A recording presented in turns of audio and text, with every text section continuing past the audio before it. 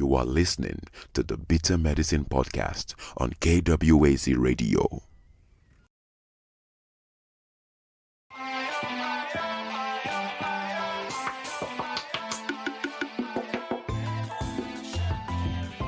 Welcome to the Bitter Medicine Podcast, where it's all about Black empowerment. Our show focuses on Black news and entertainment, arts, science, economics, history, people, and strategies that uplift, empower, and motivate Africans within the diaspora. And now, your host, whose favorite color is black, Goku.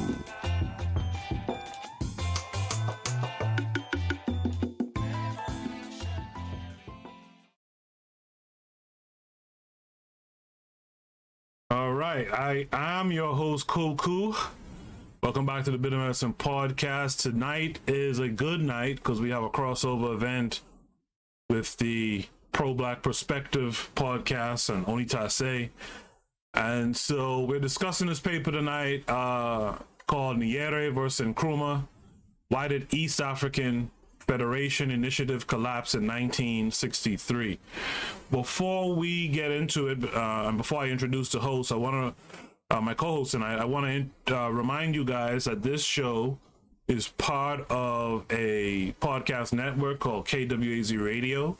There are other shows on the network you guys should be tuning into as well. For example, this is DAX. You tune into the Harsh Reality Podcast, providing you with social commentary on the news affecting our community, only on KWAZ Radio.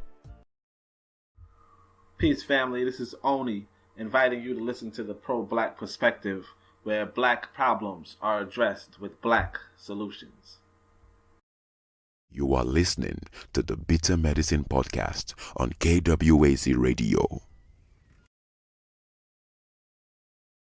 also don't forget that there's the Queen's Council podcast. You guys should be checking out all of those shows on KWAZ Radio. As a matter of fact, my guest host today, Onitase from the Pro-Black Perspective, did a show earlier today, and you should see it right there in the chat room. For those of you who are live with us, that was a show that he did earlier today. Make sure to click the link, give him a thumbs up, subscribe, and listen to the show.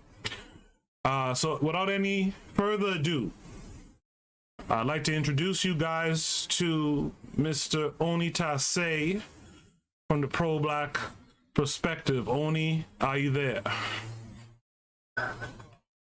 I'm good. You guys who are live with us in the chat room, just let us know that you can hear both of us. Please, just let us know you can hear both of us. I see Kevin Care 42 is with us tonight. NYC Beauties, both of them are always here. Thanks for being here, guys. If you can hear us both, just let me know in the chat room. This way, I know everything is good, right?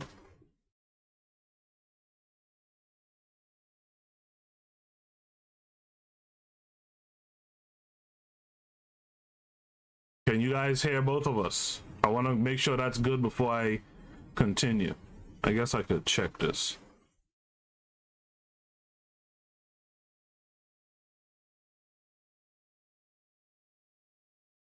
I'm just double checking here.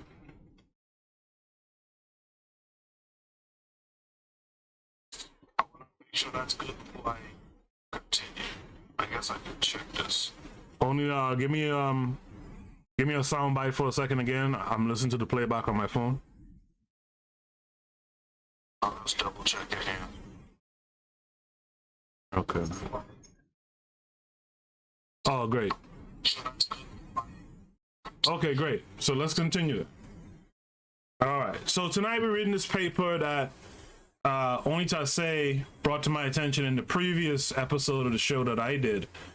And I hope you guys understand something that's going on here. And I, just to kind of preview it, I guess, I'll say this. Understand that there are different roads to liberation, and we cannot be so dogmatic or doctrinaire that we actually go against our brothers and sisters who might be taking a different path. sometimes we have to keep these things in mind. All right. So Oni, I'll do the reading, and you'll stop me when you want to comment on something. All right. So again, this is a paper called Nyerere versus Nkrumah: Why the East African Federation Initiative Collapsed in 1963. This is the, this is part of the idea of us going back to the past and bringing it forward. That idea of Sankofa. We got to understand what went wrong in the past so that we can be aware of what can go wrong in the near future. So this paper starts like this. A treaty established the East African community was finally ratified in 1999 and took effect in 2000. The journey towards East African Political Federation reached a milestone in April of 2014 when the heads of state decided to start the process of drafting a constitution for political federation. This was not the first time that East African leaders came to the table with the goal of establishing a federation. The heads of state from Kenya, Uganda, and Tanganyika signed the Declaration of Federation in June 5th, 1963. The initiative never came to fruition as both internal and external factors led to the collapse of the negotiations. While there was a fair share of blame on all of the parties involved, there was one particular factor for the collapse of the 1963 East African Federation Initiative that deserves closer scrutiny: the role of Ghana in killing the East African Federation.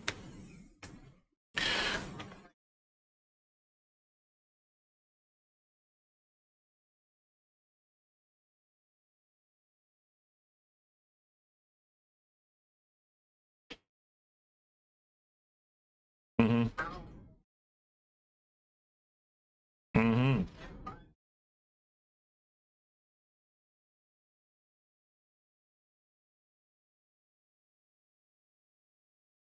Mm-hmm.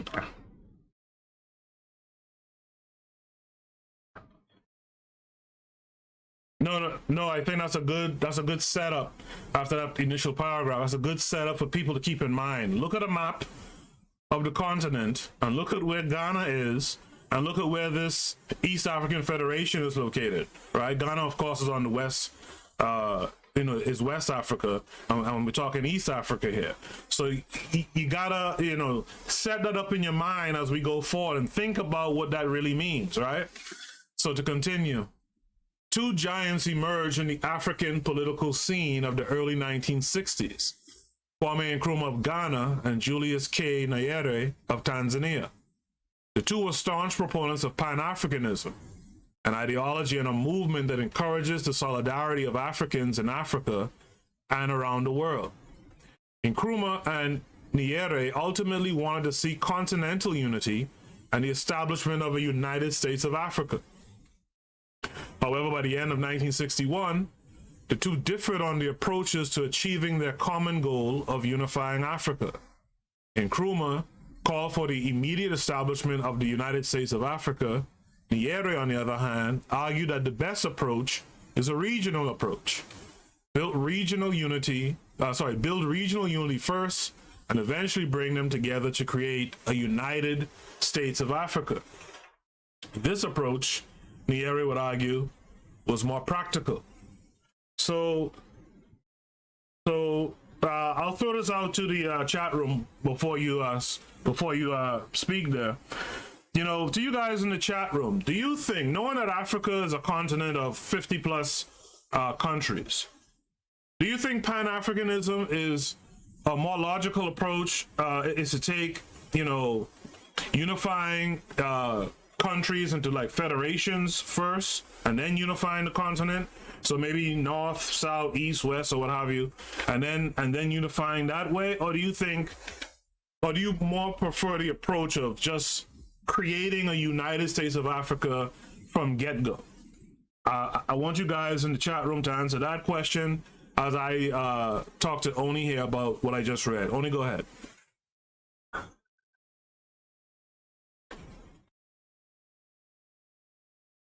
On Twitter. Mm-hmm.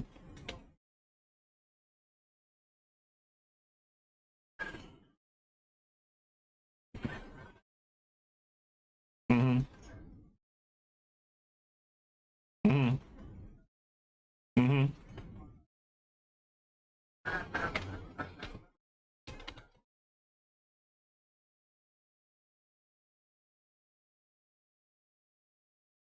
Uh-huh.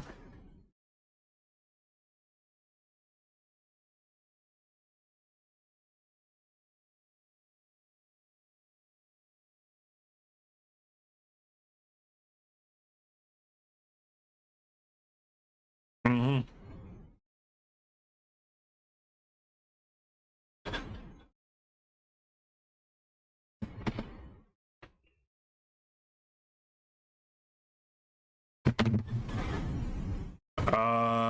I thought, hold on a second. Let me pause here.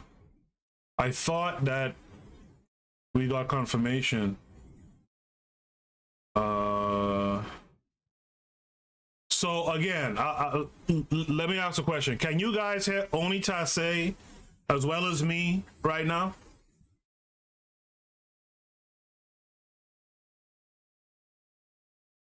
Okay. Hold on.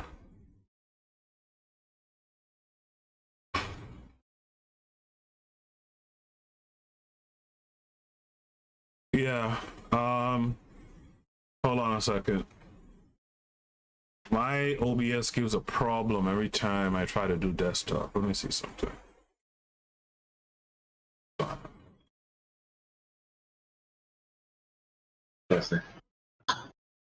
Okay. Oni, can you speak now?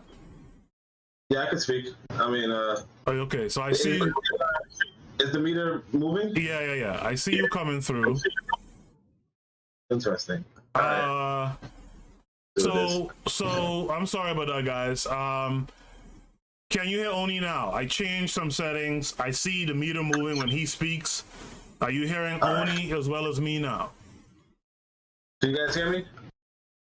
Okay. Well, hopefully they can. Let's just get some confirmation, I guess. Yeah, I just want to be clear before I do a whole show here and they can't hear you. NYC is loud and clear. So what I was saying was that even I made this mistake. I planned a trip for Africa. I said 2 weeks, right? And so I told my cousin, I said, yeah, I'm gonna be there in 2 weeks. And what I want to do is I want to go to this city, and then after I go to this city, I want to go to this lake, this mountain, whatever. And she says, look, in order to travel from this city to that lake region, right, it's going to cost you in time, like a 12-hour trip. Right. You know? Right. So if you have 2 weeks and you're going from one part of the country to another part of the country, you're already spending half a day, you know, on a vehicle, on a bus or something. And then, you know, if I want to travel back there, if I want to go to this place, if I want to go to that place, basically everything, the country is huge. You know, even these countries that we're speaking about, they're huge. And for us to, for us to say, hey, you know what, we're just going to magically unite this huge amount of land. That's, I would estimate, I'm not too sure, but I would say 4 times the size of the United States of America. And you're just going to unite it magically in a day, or, you know, at a meeting. It's not really practical. Because especially since, you know, if we're really being honest, the infrastructure just isn't there. Right. You know, the infrastructure isn't there for a whole continent to be under one government overnight. Right. You know. Right. Yeah, that's an excellent point. You know, and that's something I've been saying on the show for a while now. Like, you know, the continent is pretty big. There's a lot of people, a lot of area to cover. And the idea that I think a lot of Pan-Africanists have, that you can just straighten up the continent overnight, I think that's a mistake, you know, and I think that's a mistake that we might learn that Nkrumah had, right? Yeah, because I mean, I'm looking at the square miles, you know, the size, I guess, and America is 3.797 million square miles, but of course that's including Alaska, which itself is, you know, unnecessarily huge, right? Alaska by itself is 660,000 square kilometers, but Africa is 11.73 square kilometers. I'm sorry, 11.73 million square miles. So if you don't include Alaska, it's 5 times the size of United States. You know, and the United States already has, you know, it's a division problem, but of course it holds it together with a strong military. You know, where's the strong federal government? Like where? How? You know, what's the where? You know, like how? That's the question, and it's not answered by you know, like you say, the Pan-Africanists who are very optimistic. Right. That's the word I was trying to find before too, and I like how you put it. Pan-Africanists are very optimistic, and I appreciate a high level of optimism, mind you, but practically speaking, exactly, you gotta be realistic. Yeah, you gotta be realistic, right? So so you guys can hear us loud and clear in the chat room. I'm glad that you guys can hear both of us now. I mentioned before on Twitter, and I posted the link in the chat room, that I tried to conduct a poll that's still ongoing on Twitter right now, that's asking you guys which approach, or whose approach to the United States of Africa do you prefer, Nkrumah's or Nyere's? And at the end of this paper especially, you guys should head over and answer that poll. Right now the poll stands at 80% Julius Nyerere and 20% Kwame Nkrumah. All right, so let's see, and it's like 5 votes or so, right? So let's see how that is by the end of the paper. Okay, so you guys, we're going to rely on you to respond. So to continue, the quest for African unity remains elusive a little more than 50 years later. There is a raging debate on whose approach was correct. On one side, there are those who blame the adherence of regional approach for the decision to reject Nkrumah's proposal at the first and second OAU summits. They argue that the second OAU conference in Cairo was the last nail in the coffin for any hopes of building continental unity. These pundits point to the failure of the regional attempts to build unity as an example of the futility of such initiatives. This debate exudes passion from adherents of both sides. While Nkrumah's call for an immediate establishment of the United States of Africa was never given a chance, it must be pointed out that regional political federation was never given an opportunity to be tested either. Nkrumah started as a staunch supporter of building regional unity. He called for regional federation in 1953. He worked diligently to establish West African Federation in the 1950s after Ghana, then the Gold Coast, won self-government. The initiative eventually failed. Nkrumah was briefly successful with the Ghana-Guinea Union of 1958. The two countries were joined by Mali in 1961 to form the Union of Ghana, Guinea, and Mali. The union faced many challenges from the outset. The union of the 3 countries failed by the end of 1961. You know, I do want to add this, though. One thing I want to admit is that I actually never heard of this. You know, I've never heard of Ghana, Guinea, and Mali having a union of 3 countries that failed in 1961. Like that's amazing. Yeah. But I've never never. I don't even know what this means. You know what I mean? I think it speaks to its impact or lack thereof, right? Sure, but that's the thing, or even, and I want to even say, because NYC Beauty says, you have to undo the effects of colonialism first. Another thing is education from the Black African point of view. One thing that I think we are not doing enough of is that we're not following through with the education that we need. Because one thing that I think every, a Black student should know, just like we're figuring out about the East African Federation, is why in the world did the West African Federation fail? Right. Because when we know why, we know what we can do to resist it. You know, just like we're going to figure out what to do to resist, the sabotage of the East African Federation.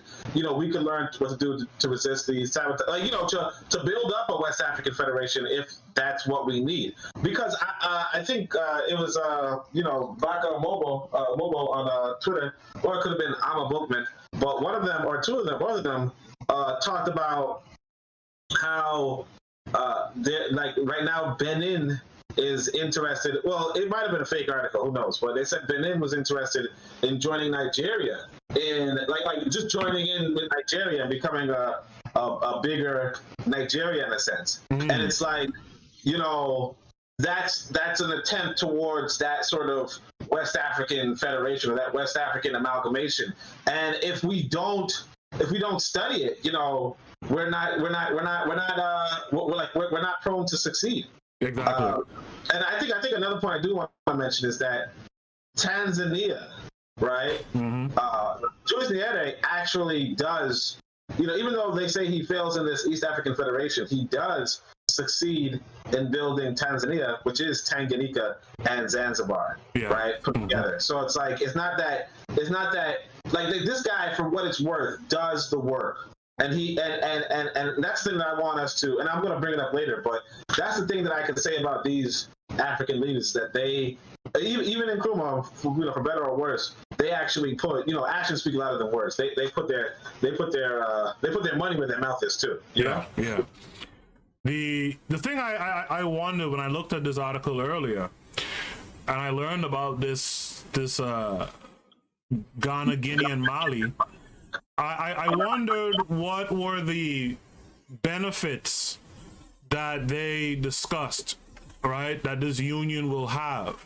Like I'm curious to see what were the benefits that got these three different countries to join together, because that's something we got to understand. To understand the folks on the continent, you have to understand what motivates them too. You know what I mean? Yeah. And my thing is this: I don't know anything about it, but looking at how Nkrumah is behaving, I feel like I know exactly what went wrong. You know, I just got a hunch. You know? And I mean, I just want to I don't know when I can say it, so I'm just gonna say it now. But this is why I tell y'all about miscegenationists. You know what I mean? Yeah. I tell y'all about people with white wives. I want you guys, because I'm learning this now in my own personal life, right? When somebody marries white, they switched over to the other side. Yes. Okay? They switched over to the other side. Do not think for a second that they will have any loyalty to the black race. Okay? They switched over. So I think, because I'm going to admit, Nkrumah got one of the best books on revolutionary warfare, you know, one of the best books. So it's like, if you want to read that, you know, obviously, like it's the same with like you just treat these miscegenationists like white folk. You know, you could read white people's books. Right. You don't read Art of War. You can read Machiavelli. So, you know, you could read miscegenationists, but understand that at the end of the day, that they are going to do dirty. They're going to play dirty, and they're just going to be like white folk.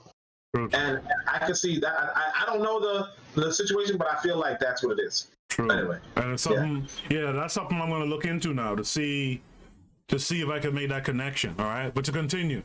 Nyerere came to view regional unity as the correct path for building African unity in the end of the 1950s. Nyerere and Tom Mboya of Kenya discussed the idea of building regional unity in 1958 after returning from Ghana's first independence anniversary celebrations. The two East African leaders decided to establish a Pan-African regional body to bring together independence movements from the region to share ideas, resources, and build unity. Nyerere was the only one in position to establish such an organization. TANU had just won the first legislative council elections, and it was clear that self-government was within reach. Thus, in September 1958, Tanganyika leaders called a conference in Mwanza, that led to the establishment of Pan-African Freedom Movement for East and Central Africa, or the PAF-MECA. Delegates came from Malawi, Zambia, Rwanda, and Burundi, Uganda, Kenya, and Zanzibar. One of the agendas discussed at the conference was the question of federation. A decision was made to postpone the issue of federation until a later date. It was decided that the question of federation should be revisited once the territories had advanced towards independence and won self-government. So here I saw a good vetting process, right? Where if you ain't making serious advancements towards your own country's self-governance, then we ain't gonna really, make that push for a federation until you've done that work. You know what I mean? Mm-hmm. And I think that's, again, when we're talking about bringing nations together, nation building, people got to do their work. You got it. So when I talk about like the ADOS FBA stuff, and you're talking about Africa doesn't give us no land and they don't open their coffers and this, that, and the other, you got to put in the work. You got to. And that's like the basic thing with reality. It's just that if you do not put in work, you will not get it. I think it was actually Frederick Douglass who said, you may not always get what you pay for, but you must certainly pay for what you get. Yep. And that's really what it comes down to, that if you're going to get anything in this world, you have to pay for it. Mm-hmm. You have to work for whatever it is that you want. And the reality is that, like, when you look at us as a people, particularly in these Western nations, we're not doing the necessary work for whatever it is that we want or need. Right. We are looking for handouts in the West. Yes. And our hands are getting slapped down and we're wondering why. That's it. Yeah. But here, like you said, these people are saying, look, we're going to get this self-government first, and then we're going to talk federation. Yes. We can't, like if you want to sit at the adult table, you have to demonstrate that you're an adult. Yeah, absolutely. Yes. You know what I mean? Yeah. Just like I think you pointed out that some countries, some people, it's like if you can't pass initiation, you're never going to be treated. You're never going to have a family. Right.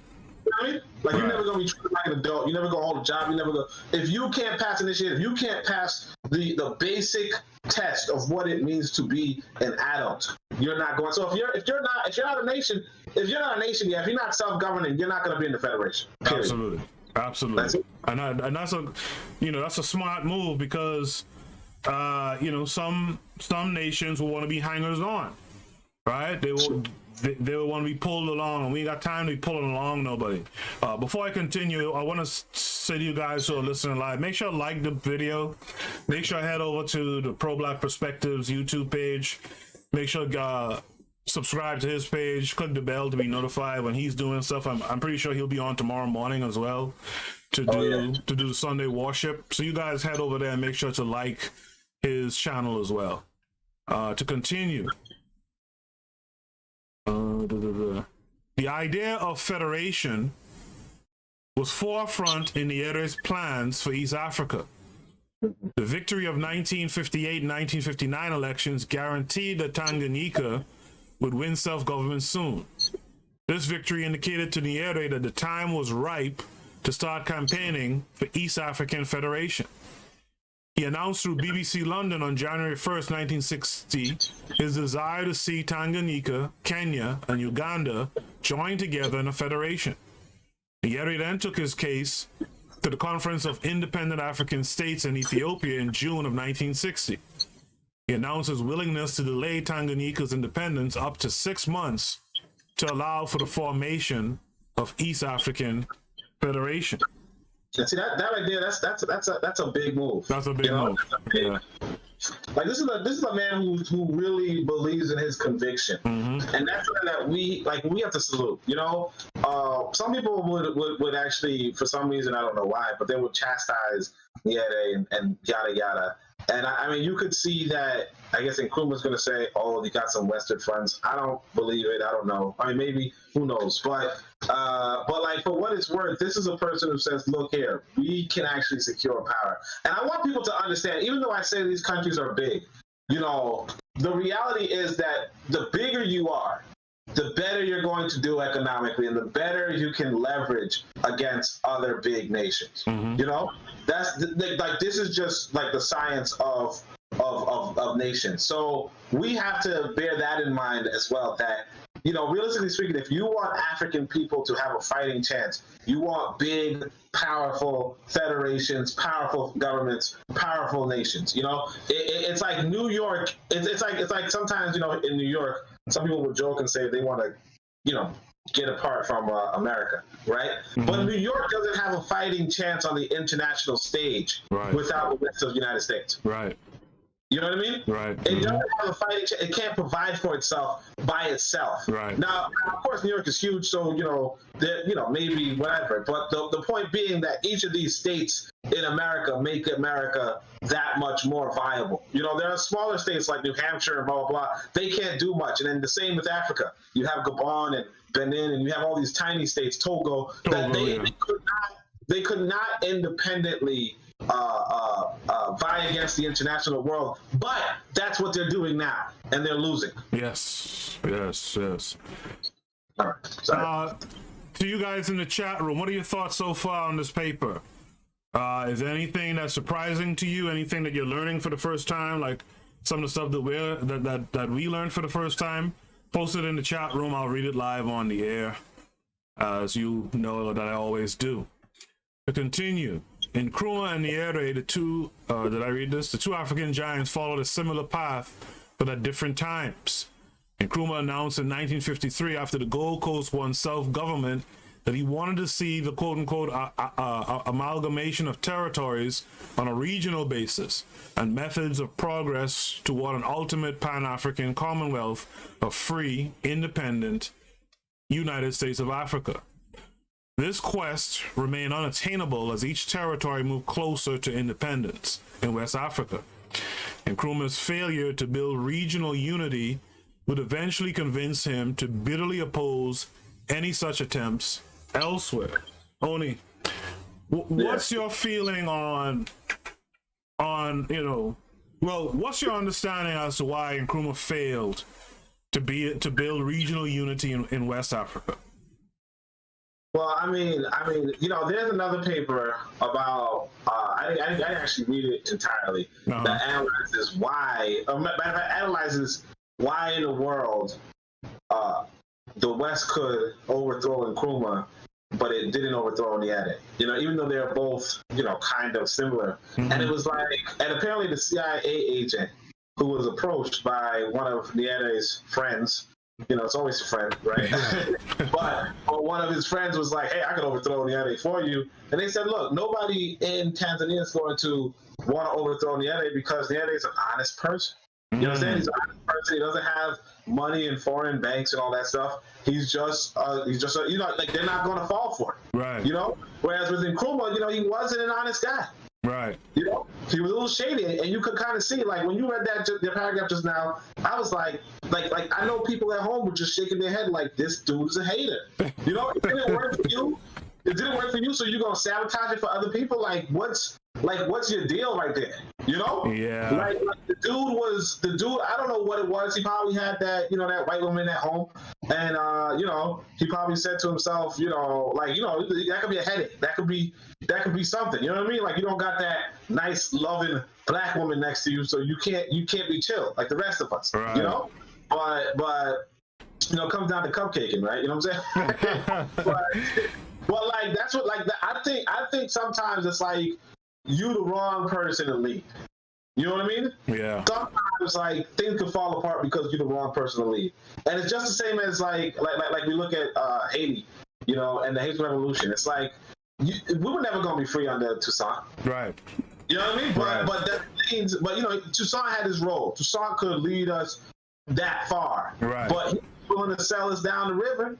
But that's a leader. It's no, we're gonna be free. So it's sometimes you got to realize that the leader in question, is sometimes not the best candidate. Just like Elijah Muhammad and Malcolm X. Elijah Muhammad had the good idea. Malcolm X made it something. I'm not gonna say Elijah. I take that. I'm not gonna say Elijah Muhammad had a good idea, but still, I'm saying that Malcolm X was that magnetic, powerful person. Nyerere was that magnetic, powerful person, and just like the Du Bois that Nkrumah welcomed, he was just hating. Yeah. On the other person who was the real star of the show. You know what I mean? He could be the character.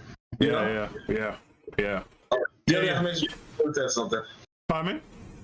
Oh, Daily Affirmations said I wrote something. Daily Affirmation says, I believe many people want to join together and put in the work, but never get past the hurdles, i.e. red tape, backbiting and stifling to sit at the table. Yeah, that's yeah, and here's the thing too. The thing for me is that we always got to categorize the hating in a sense, to me, right? There's a human nature of hating, right? Some people are just haters as humans, right? There's also the hating that's backed by your oppressors or would-be oppressors. Again, talking about the African situation, right? So you got these guys who, you know, it's possible Nkrumah and them were being backed by foreigners too, right? As we're gonna read later in the paper about Olympia, like that always rubbed me wrong. How they were okay with the coup that killed that guy, you know, that president Olympia, right? But so yeah, so we always got to think about whenever we're planning something, we got to think about there's gonna be the human aspect where folks are just gonna throw a wrench in the shit, right? Then there's a specific aspect of, you know, people being manipulated or being bought or sold or what have you. So we always got to keep those things in mind. I think we're looking at maybe perhaps a little bit of both, right? The human aspect, you know, Nkrumah was a big, as they say, like a giant in the continent. He was the first one to really push that independence thing. So maybe he thought he had the answer and it was his way or the highway type thing. You know, maybe he also was being manipulated by that white woman he was with. Sure. You know, he didn't put the garbage out one morning. He was like, "Don't worry, watch what I do to Uganda." You know what I mean? So, you know, so we got to keep these things in mind. The chat room, KW Don 7 is here. KW Don 7 is a regular here. He says Nkrumah was a joker. He cooped himself out of office by marrying an Urugu. You cannot show solidarity with your people by marrying an outsider. You know, I talked about this a while back. I would really like to ask this guys like him, like why'd you do that? You know? And the thing too, I think they said Du Bois might have introduced them. So it's like you already know you got a problem. Now I have a quote where Nkrumah is talking about how Du Bois might have sabotaged Garvey, you know, right, and sabotage that effort. So it's just like you should have known better.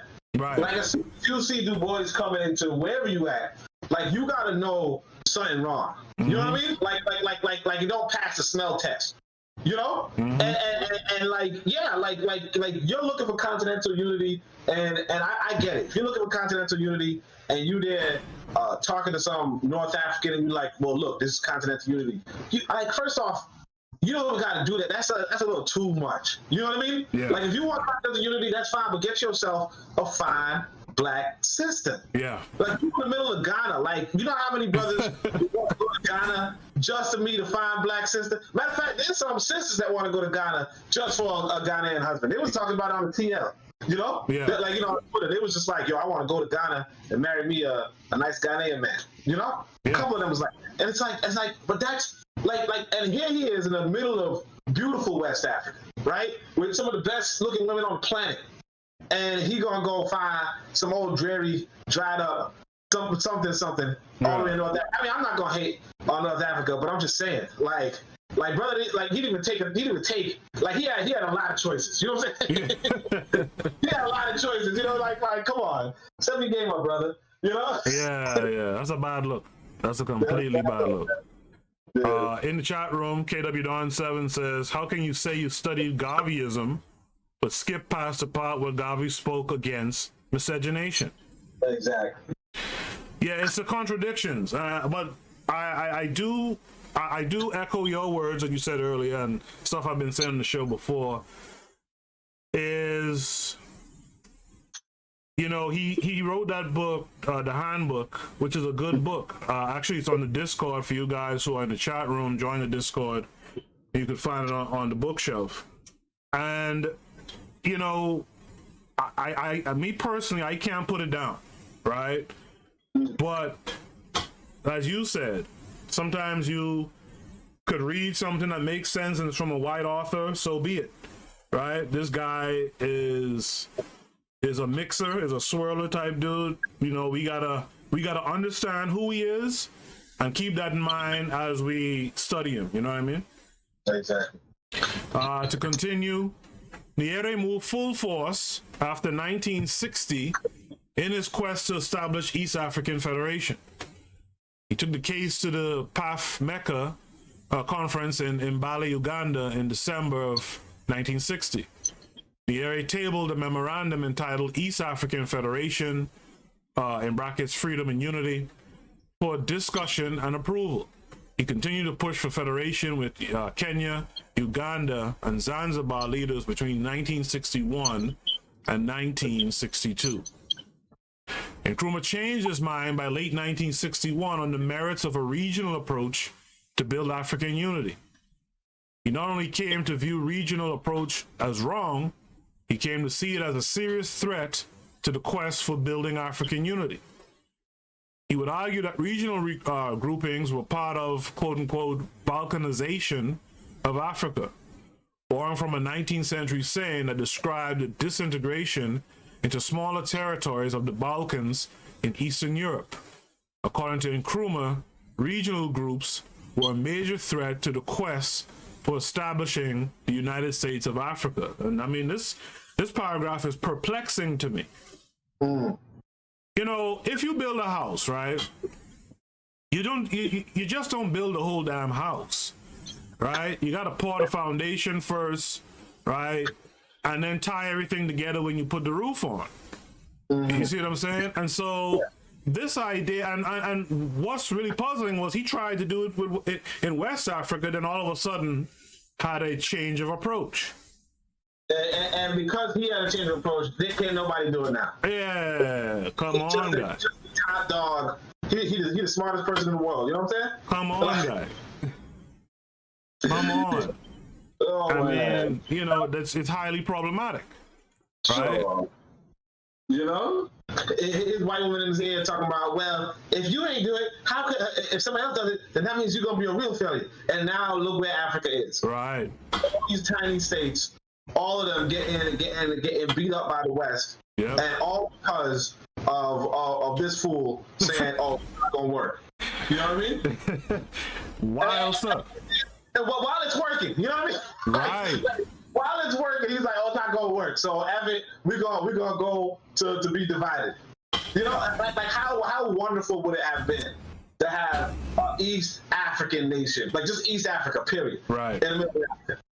You know? Right. And we'll say, why is East Africa so big and West Africa so small? And we're like, we got to work together as West Africans. But instead of us doing that, right, or as whatever group, you know, Central Africans, whatever, instead of us doing that, we're now saying, well, we all divided. How can we ever get unity? How can we ever get unity? None of us want to unite. We're saying that now because of the sabotage that Nkrumah did individually. You know, like cause sometimes we make it out like seem like a characteristic or a failure on our part. We say black unity can't happen because it's not happening, but it has nothing to do. Like our people went with it because you even see when he says up ahead. He says you know before he says you continue to push federation with Kenya, Uganda, and Zanzibar leaders. Zanzibar is no longer here. Right. You understand? Right. Because Nyerere was successful in uniting two different countries, and he would have been successful with four. But instead, we have what we have now, you know, because of this Nkrumah character. That's what I'm saying. You can't, like, as soon as you saw that, like, sometimes you say, man, why did our people overthrow Nkrumah? Sure, I ain't mad. You know what I'm saying? Like, I ain't mad. You know what I mean? Now, this paper doesn't touch on it, but it's said that quietly, Jomo Kenyatta wasn't really down with it. Is that your understanding? That Jomo Kenyatta wasn't down with it? Yeah, that he wasn't down with the Federation. That he wasn't full-throated. Like, he wasn't really into it. Well, as I said, I couldn't necessarily say. Yeah. I understand any country's reservation. So it's pretty big to go into a federation because what you're doing as a country, what you're doing as the governor, if you're becoming a mayor, You know what I mean? Yeah. It's really difficult for a governor to say, let me be a mayor, or a president to say, let me be a governor, you know? But, you know, so it's a huge, you know, like nobody concedes power, you know, voluntarily. But the NA was so magnetic, so powerful that he could have done it. He could have had it. And the only thing that, and like you said, Nkrumah would have, but I mean, I understand everybody's reluctance, you know? Yeah. It's kind of like if you, like, let's say you're in an apartment complex and or even if you're in a house or whatever, and then eventually you say to your neighbor, okay, you know, any of your neighbors, and you say, okay, it's gonna be a joint house, both of us, you know, both of us sharing, like both the living space is now for both of us, you know? It makes no damn sense to you, you know? Hold up a second, you know, like you know, I get to keep my master bedroom? No, you know, your master bedroom could be anybody's. Nah, hold on a second, you know what I'm saying? like, you know, it's complicated, it's hard, but you know, I understand anybody's reluctance. But the fact is that if it happened, eventually nobody cares. You know, like with Zanzibar, nobody cares anymore. Yeah. You know? Yeah. Like they still have a vice president, they still have a thing, whatever, but nobody's really sweating it. They have that unity, and that's something that could have been the case in East Africa already, but instead now we're revisiting it. You know? Right. And it could have been established. Could have been established fact. Oh yeah, East Africa's a big united country. Could have been established. It's not now. You know. In the chat room, Afro Jam. This is the first time I've seen Afro Jam here. Peace to you, Afro Jam. Thanks for coming through. Afro Jam says there was a big pan-Arab unity movement at the time. Egypt and Syria were the UAR, the United Arab Republic. Afro Jam goes on to say, what was a Pan-African conference doing there at that time? Right? Meaning that the Pan-African conference was in Egypt at the time? I'm not too sure, but I know that the OAU was discussing certain things, and I think the paper is going to go into it. Like I think soon it's going to be the first OAU summit. Right. So let's continue. I read that part. So efforts to speed up the process towards East African Federation increased in the course of 1962. Nyerere lobbied with his counterparts in Uganda and Kenya. He published an article in March of 1963 entitled, quote unquote, "A United States of Africa." I'm probably going to read that on my next show.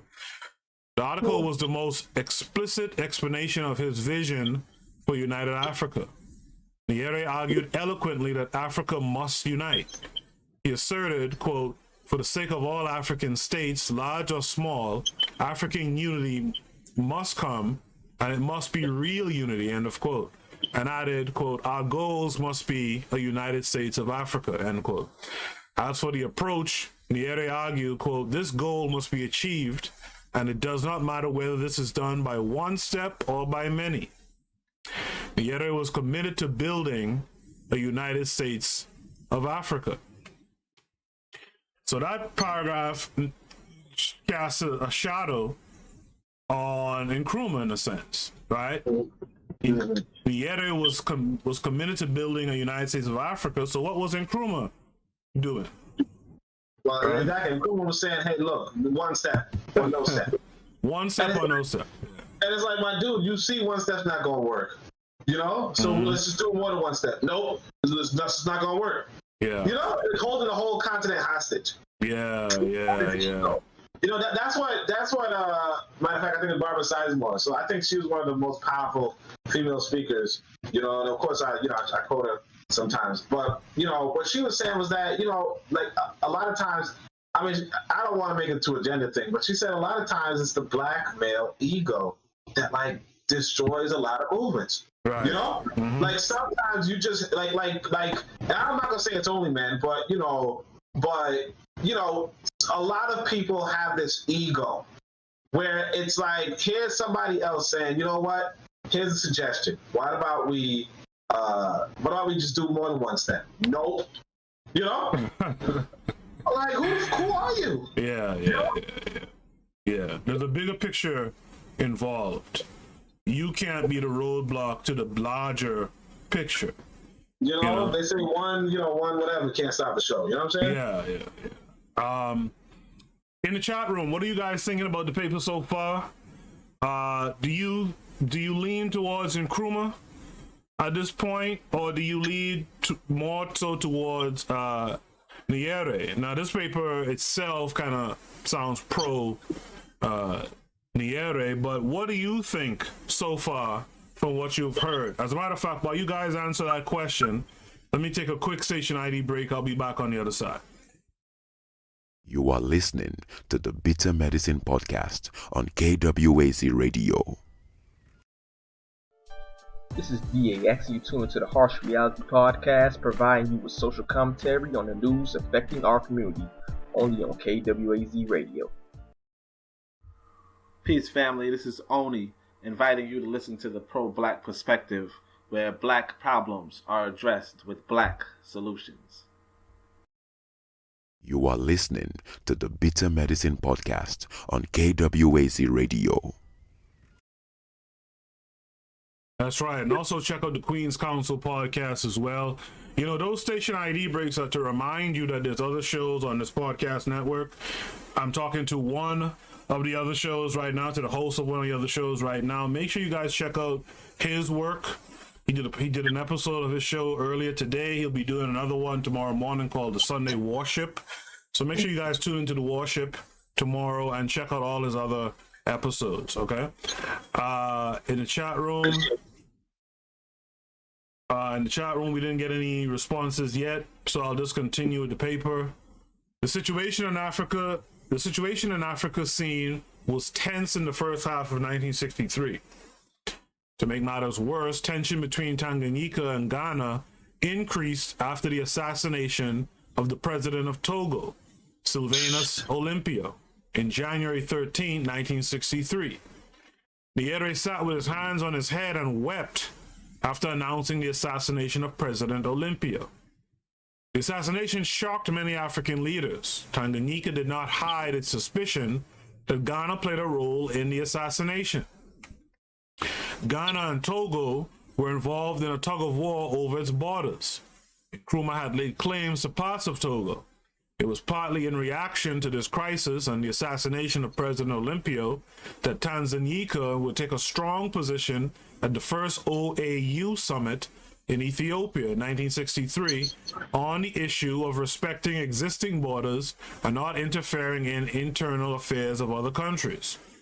This, some critics have argued, killed any hope of achieving continental unity. But did it? What a regional approach. What happened to that initiative? Yeah. I mean, like, this is what I mean about ego. It's like, here you got a whole leader of another country. And Nkrumah's, like, I don't know. But it sounds like Nkrumah thinks it's like the 15th century Europe. You know what I mean? Right. Like straight up assassinating the president of Togo. And if people understand what's going on in Togo right now, right? In Togo right now, they got a campaign called Fare Must Go, you know? And it's about this leader in Togo who's been there for like, him and his father have been there for like 40 years. Yeah, he's the son of the guy who killed Olympio, right? Oh, is he? I think he is, yeah. Dang. Yeah. You know what I'm saying? Because I was actually trying to look into it. I was like, because I don't know the guy's name per se, you know? But if he is, then it's like, this is the person that, what's his name, installed. Right. You know? He installed this guy, this whole regime based off of, you know, a little border dispute. He put the Togolese people into 50 years plus of oppression and so on and so forth, just because of a border dispute. Yeah. Like, it's insane. So, and of course, you know, and this is the thing I want to say too, matter of fact, because one thing that we pick up on inside of this quote-unquote Pan-African movement is that we tend to lean toward Nkrumah more than Nyerere. Like I barely even growing up, I barely even heard of Nyerere. Right. But you've seen Nkrumah all the time, and for good or bad, the dude did liberate one of the first African nations, right? Mm-hmm. But it stands to reason that like if he's sabotaging other African nations, you have to recognize that this is not necessarily the good guy. Mm-hmm. He's not necessarily the good guy, and I wanna also point out. No, I want to point out that the OAU thing that Tanganyika's or that Julius Nyerere was that they say Julius Nyerere was pushing for is something that was in their charter. I saw it in their charter where they say, look, let's respect the internal affairs of the other countries. Let's respect existing borders. Mm-hmm. That's and unfortunately it's a good and bad. It has pros and cons. Mm-hmm. It's a double-edged sword because now if you have a dictator in the borders, right. You're just like, oh well, let's not do anything about it, right? Mm-hmm. We can't do anything about it. They're sovereign. That that's bad. But at the same time, it's like this. It comes about because of what Nkrumah was saying. Look, I can do whatever I want. I'm finna do whatever I want on this continent, and nobody can stop me. Cold-blooded. Like I said, treat them like white folk. Treat the misogynists like white folk. True. Like okay, they give you some good information, but understand they ready to pounce. True. You understand? True. When I looked into this, President Sylvanus Olympia, there's a couple of interesting things I found out about him. Like his ancestors were like from Brazil or something, right? They were Africans in Brazil. Like his grandfather was like some cross between Brazil and Togoland or something like that. And the thing that I learned why they wanted to take him out, Togoland was previously German under German rule. Then it switched to French rule. And as I talked about in the show several times in recent weeks, France makes a killing off of these African countries. And so apparently this President Olympia was trying to get rid of the franc and institute their own currency, like just get away from the French completely. And it seems like he was murdered for it. And the reason why folks looked at Nkrumah sideways and Ghana sideways is because they recognize the coup d'etat, like the government that came in after the coup. They recognized that government, whereas most of Africa kind of said, nah, we're cool on that. So once I read that, I had a big issue with Nkrumah. And if you guys don't know, if you look at a map, it's Ghana, Togo, and Benin? I think that are like in a row together. Togo is just this little narrow slip of land. It's big, but it's like a narrow bit of land, and essentially Nkrumah looked like he was trying to take it over. Right? He was trying to take over, if not in part or in whole, Togoland. So, it's a whole mess. It's a whole mess of deeds here, and you can't ignore the fact that they were okay with the president of Togo being killed. Sure. And the country goes into disarray until and the thing is this, like I understand, as Pan-Africanists, we're looking for a powerful nation. I understand the desire to take over the countries next to you, but and how important that may be. Yeah. But one, he wasn't successful, obviously, right. And two, there's a different way. You're not in medieval Europe. Mm-hmm. Mm-hmm. You're not in medieval Europe, so you cannot and should not continually try to sabotage your neighbors. And if you're like there has to be another way. Mm-hmm. That's what I'm saying. There has to be another way. Like the way how the diplomacy of Nyerere is what we should be studying, what we should be analyzing. Like you said, as you're doing the curriculum, that's what that's what you're looking into. Yeah. You're looking into how can we emulate the efforts of Nyerere. Yeah, absolutely. And how can we discard, that part of us that may want to do like Nkrumah, you know, who after somebody is assassinated and a nation is put into disarray, they say, oh yeah, you know, after a dictator is popped up, they say, oh yeah, we recognize you. Welcome, brother. Let's trade. You know? Terrible. Give me 1 second. Hold on 1 second. Here comes the desert, the deserts. You know?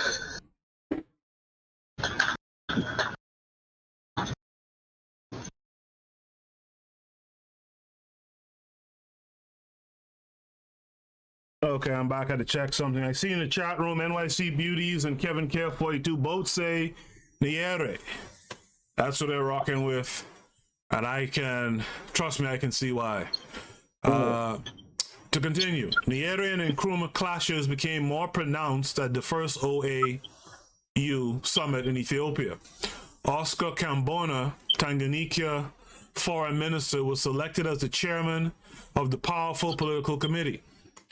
The decision by the majority of African leaders to give that important position to a Tanganyikan instead of a Ghanaian was telling.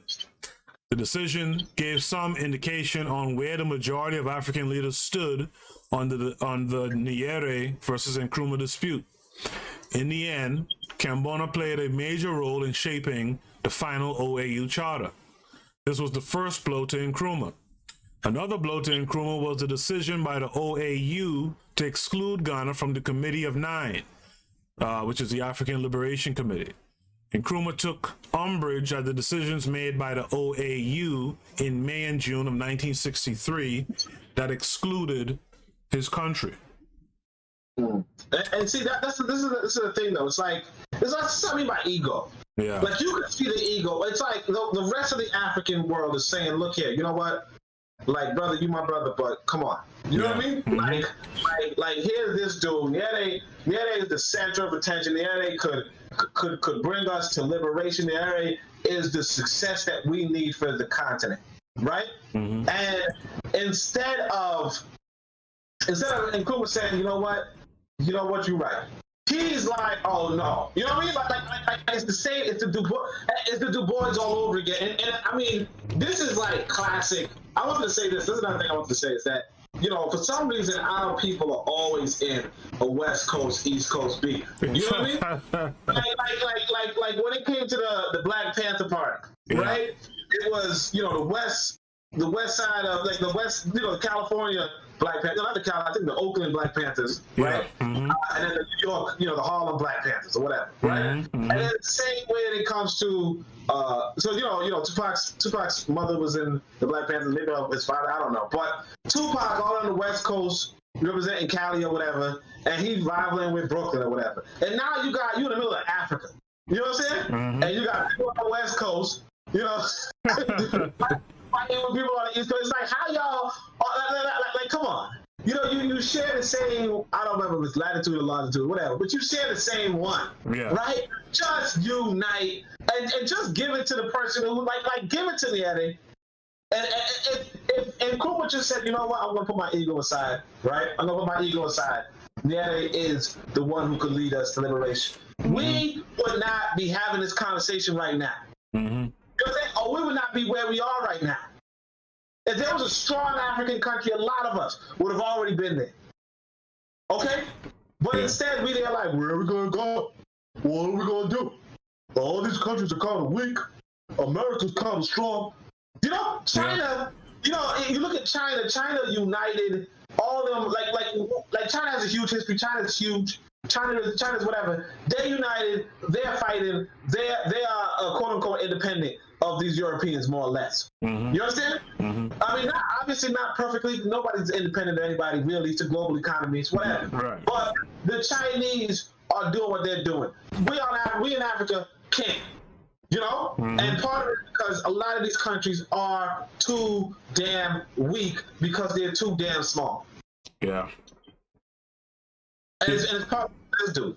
And his ego.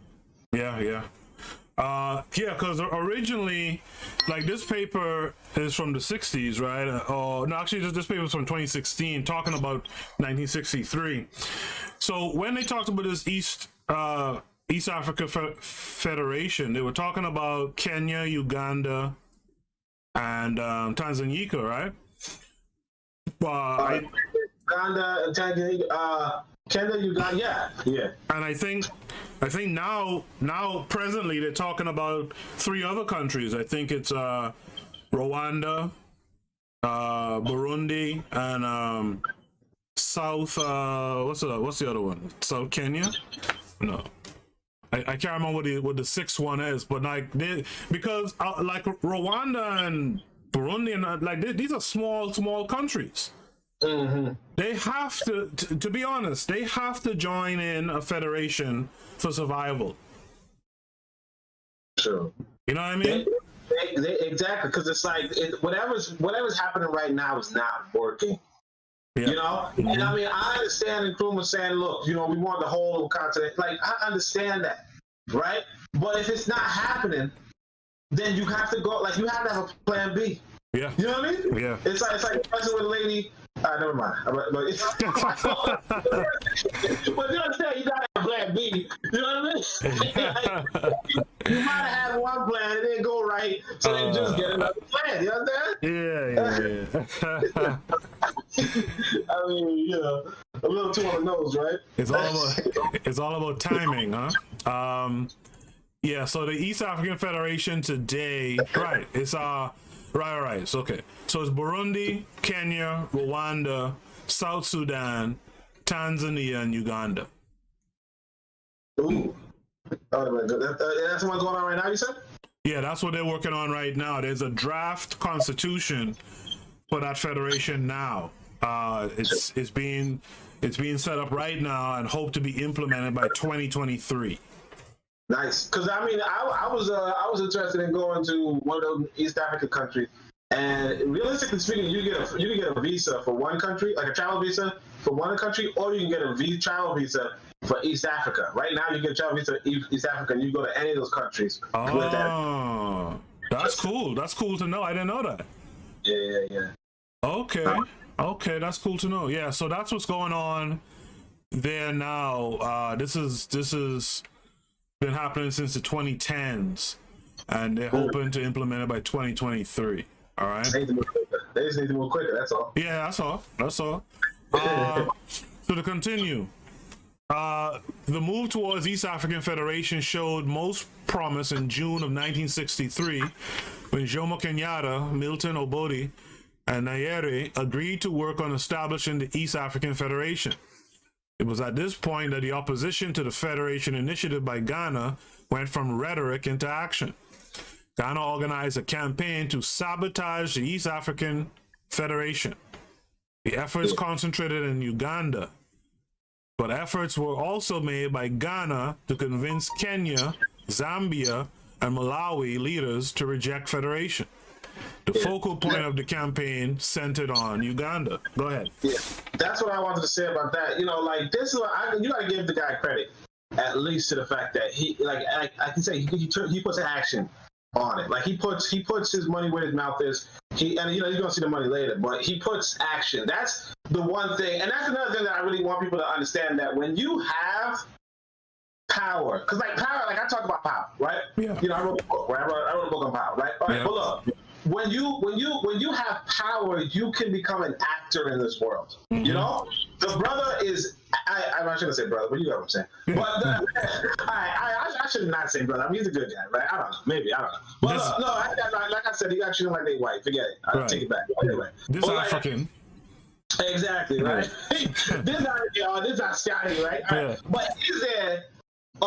He puts action on it. And the thing is this too, that look, the people of Ghana may not even be going along with it, but it don't matter. It's like you see, like I say, because I was kind of flipping out on people on Twitter about them, you know, just talking about Biden all the time. But it's like it don't matter if you disagree with Biden or not. The United States of America is going to do what Biden wants it to do. Mm-hmm. The same way, it don't matter if the people of Ghana do not agree with what Nkrumah's doing.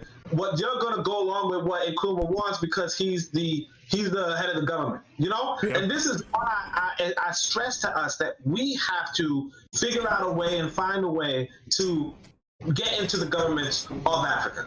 Because that's where the power is. That's where the decisions are being made. It's not being made by like you know. I don't know if you saw Judas and the Black Messiah. Yeah, Did you see it? Okay, yeah. But you know, like Freddie Hampton's going to try to convince you power is in the hands of the people. No, because even if the people in Ghana were all opposed to what he was doing in Uganda, it wouldn't matter. Yeah, he still do it. Exactly, he still do it. Just the same as you know, not too many of us is happy about. I don't care, but you know, a lot of people saying they don't want, they don't care, they don't like he's bombing Syria. That like it don't matter. He's gonna drop another bomb tomorrow. You know? like you gotta realize that this is where the power is, and Nkrumah's not just talking. See, a lot of people just texting, typing, whatever. And Nkrumah's not just talking. I'm not gonna say he's doing good. Right. You know, and trying to sabotage the East African Federation, but at least he's not just talking. You know, although like I said, it sounded like that Ascari, at the end of that movie, right? Yeah. That thing had me crying almost. That thing had me not crying, but I was just like, whoa. You know what I mean? Like, did this man just say that? But yeah. Dude thought he was doing good work, man. Shit. They not spoiling, but yeah. Nkrumah shows himself here to be, that African leader that I've been talking about for a while now. That's the extension of the colonizers, right? He's carrying out the same type of stuff that they did, right? Like this paper mentions the balkanization in Europe, but he's carrying out the same type of, the same modus operandi of killing your enemies and killing your neighbors and all this kind of stuff like that, which is crazy. I mean, I want to say this though. I want to say because you just brought up a good point, right? It's so ironic because this guy is the one who writes about how we have to be wary of neocolonialism. Yeah. Neocolonialism. Yeah. He writes the book on neocolonialism. He warns against neocolonialism, and like you said, he's the one operating like a damn colonialist. Yeah. For no damn reason. It's wild.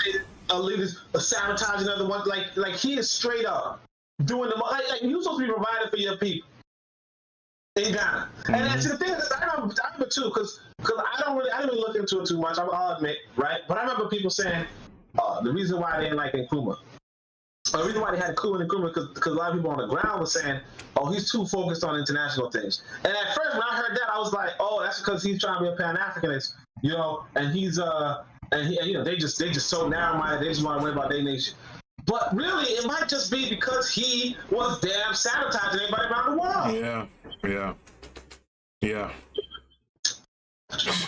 You know how I know when I'm close to finishing a paper whenever I read papers on this show?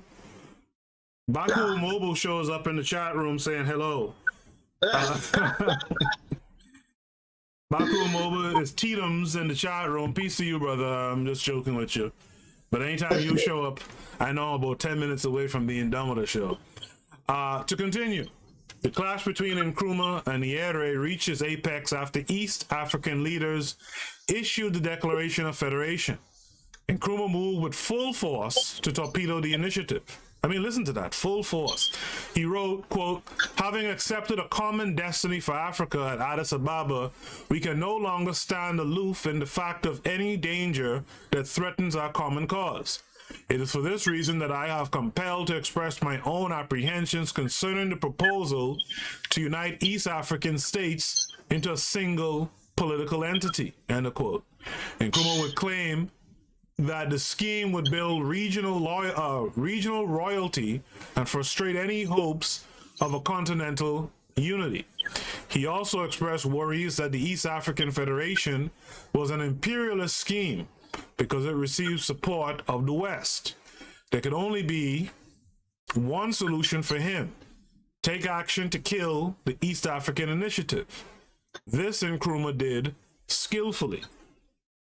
One thing I want to say, although it's a little bit off topic, but it just reminds me of this.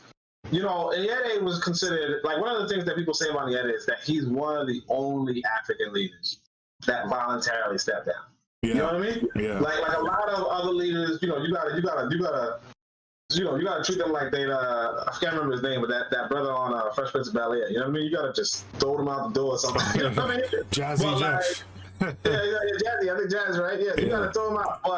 But yeah, they just stepped out. So like, it's just such a much better character. And here you have this guy, leader of a country, saying, you know what, I'm going to put all my power into stopping something on the other side of the continent. And the thing is, it's like you don't got this energy. You don't got this energy for any. It's like how we always say, you don't got this energy for none of these white folks. You know what I mean? That's something. Talk about, we gotta make sure the European Union don't have it. Because it's going to frustrate. You don't see none of that. We gotta make sure the United States doesn't get Alaska. You gotta make sure you don't see none of that stuff. But what you see is him saying, these people in East Africa look like they about to do something good. Let's sabotage it. Let's do it. Let's just take it apart. My government's gonna be in that. And it's like, my dude,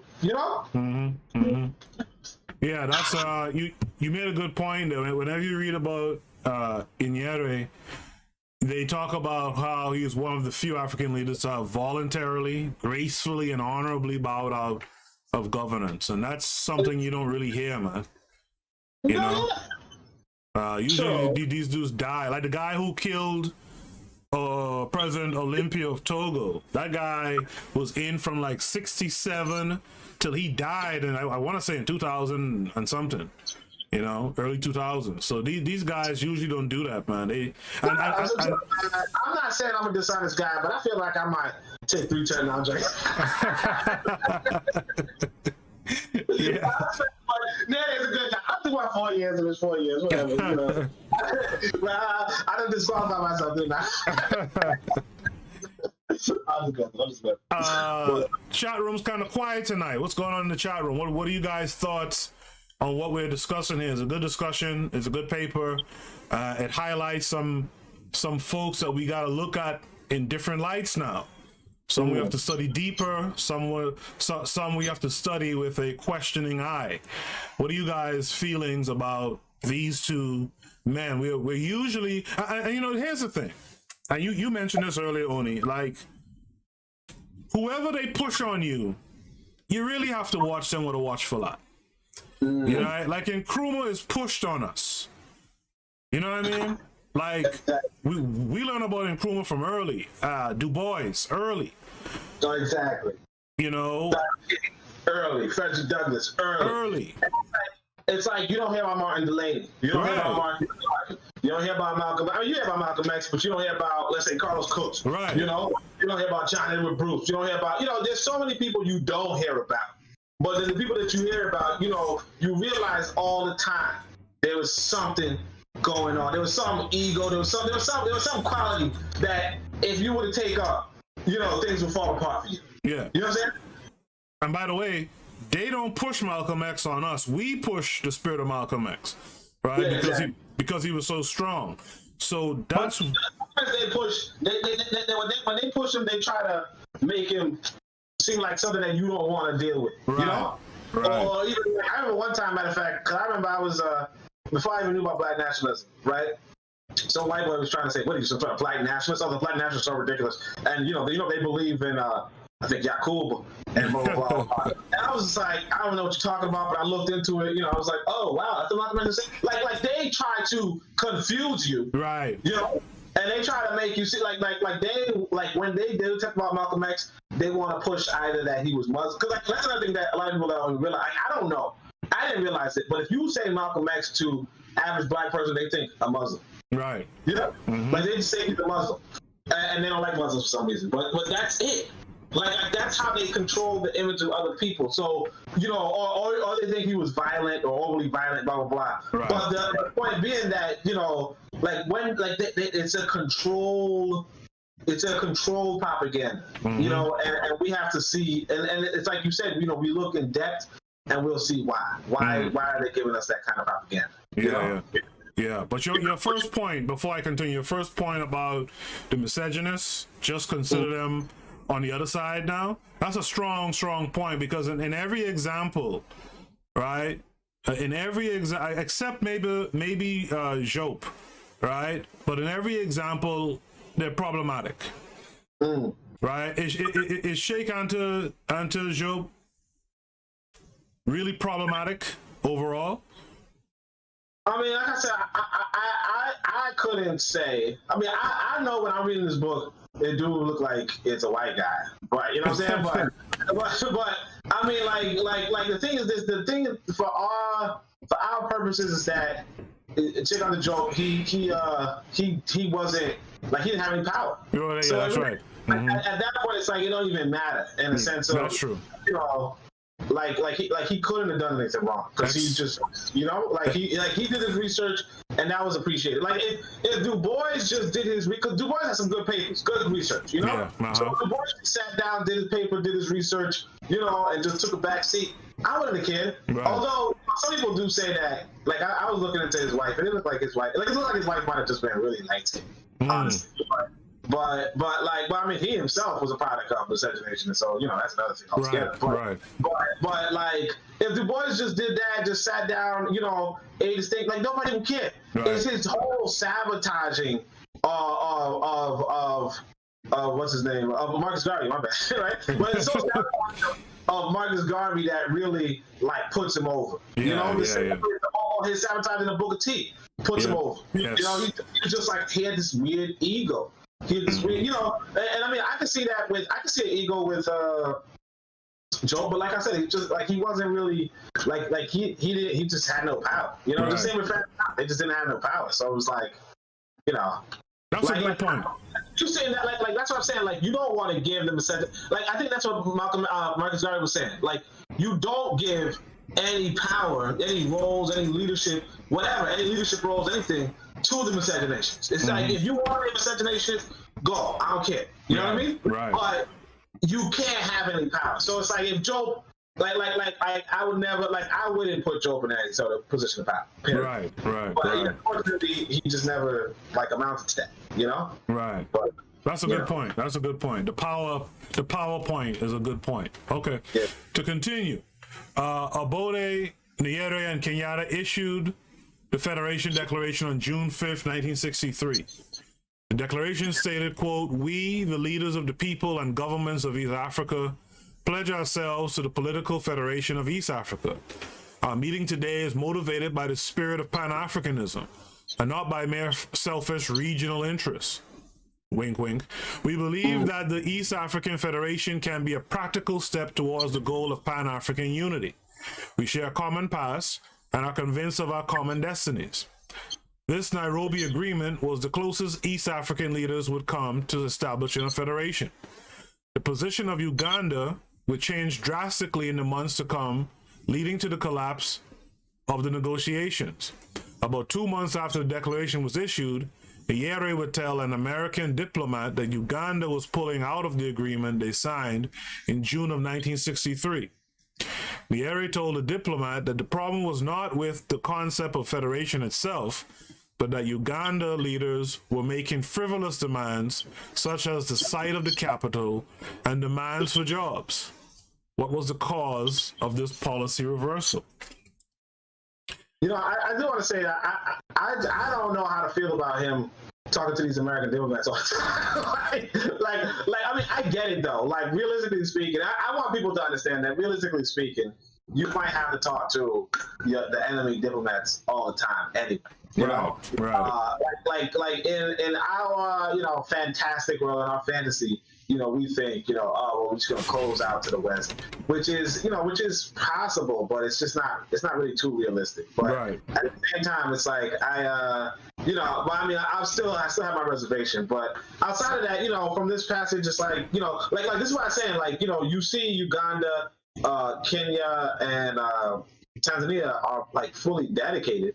And then this other thing happened, and it's like the site of the capital in Uganda, the demand for jobs. I don't know what the demand for jobs is. I really don't, but I don't understand what that means. Yeah. But all the same, it's like you can't. I mean, I'm agreeing with Nyerere here. It's like those are not the real concern. We're talking about coming together, and instead of coming together, what you're doing is is just squabbling to squabble, and like you know, like we all know what that is like, like sometimes you're in a relationship with somebody and then they just squabbling and you're like, okay, I gotta go, you know what I mean? Like it's not good.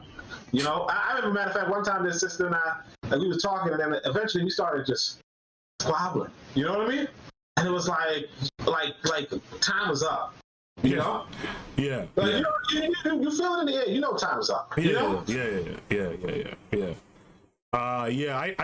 I noticed that too, because I've read other things with Nyerere, and he's always talking to some foreigner about something. And I felt a little ways about that, but then again, I mean, and Nkrumah was out here shaking hands with Kennedy and all kind of stuff. So and Nkrumah was laying down with you just talking at it like you just talking at this. Because the thing is that diplomats is a real thing. Because the thing is that you're gonna have embassies from other countries. You set up a country, you're gonna have embassies from other countries. Like if I set up a nation somewhere in Africa right now, and not to say I want to do business with China, but China wants like Chinese people want to visit or whatever, right? You could close the doors or you could whatever, but if they do visit, they're going to have an embassy.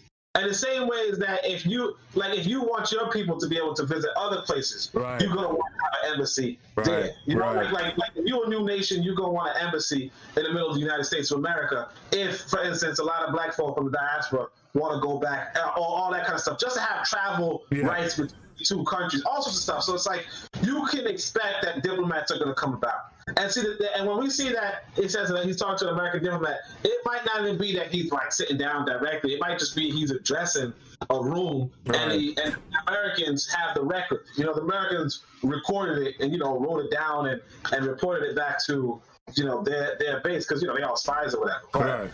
But that's just realistic. That if you have a nation, like we have to be for real. If you have a nation, you're gonna have embassies, you're gonna have trading, you're gonna have all that kind of stuff. And if you don't, then your people cannot travel. You know what I mean? Your people cannot leave the country. Among other things, which might be good, might be bad, but it's not realistic. It's not realistic that people are not going to want to go to America or go to China, go to Jamaica or whatever. Your passport's not going to work, whatever. Right. By the way, KW-7 says something about Job. Job's value. KW-7 says Job's value comes from being a scientist and a historian, not as a Pan-African due to his choice in a mate. Exactly, and that's what I'm saying. I want to go on that. One brother was saying that he appreciates of a lot of the historians. He appreciates this particular white boy. Like there's this white boy. Like one of his white boys was really thorough in his study of African ethnic groups. I don't remember his name, but it's like sometimes like people can give you valuable information, as scientists, as historians, but you just don't give them any power. It's like this white boy could be an ethnic expert, right? You just say, well, thank you for the information, and then you give it to a black person. You know what I mean? Right. As long as you keep the power structure black, that's like the most important thing you can do. Right. And see, the thing is this, that if you're a misogynist, then the power structure is no longer black. Right. You understand? Mm-hmm. Because your woman is going to have an effect and impact on you. Yes. And I'll tell you, I've noticed this with my I don't want to bring up my own family, but I'm saying I noticed this in my own family. You know what I mean?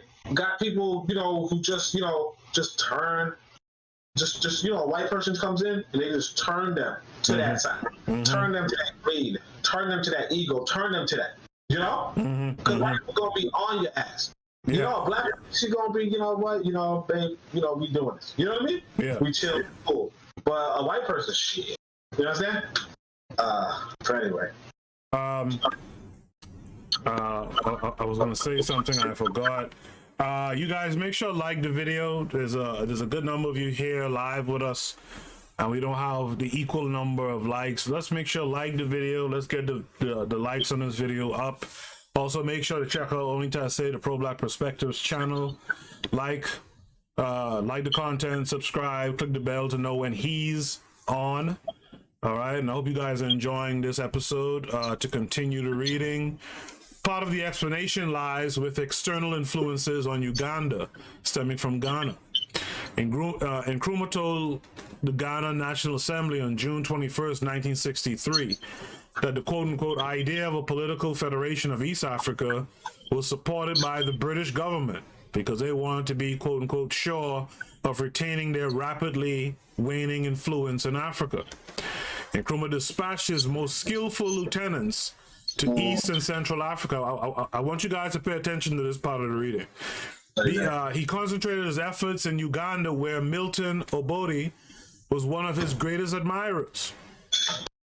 He sent Busumtwi Sam to Uganda. Nkrumah also dispatched A.K. Barden, the former head of the powerful Africa Bureau, to East Africa. Barden, a former police, had recruited police into the Bureau and ran successful operations. Pay attention to that.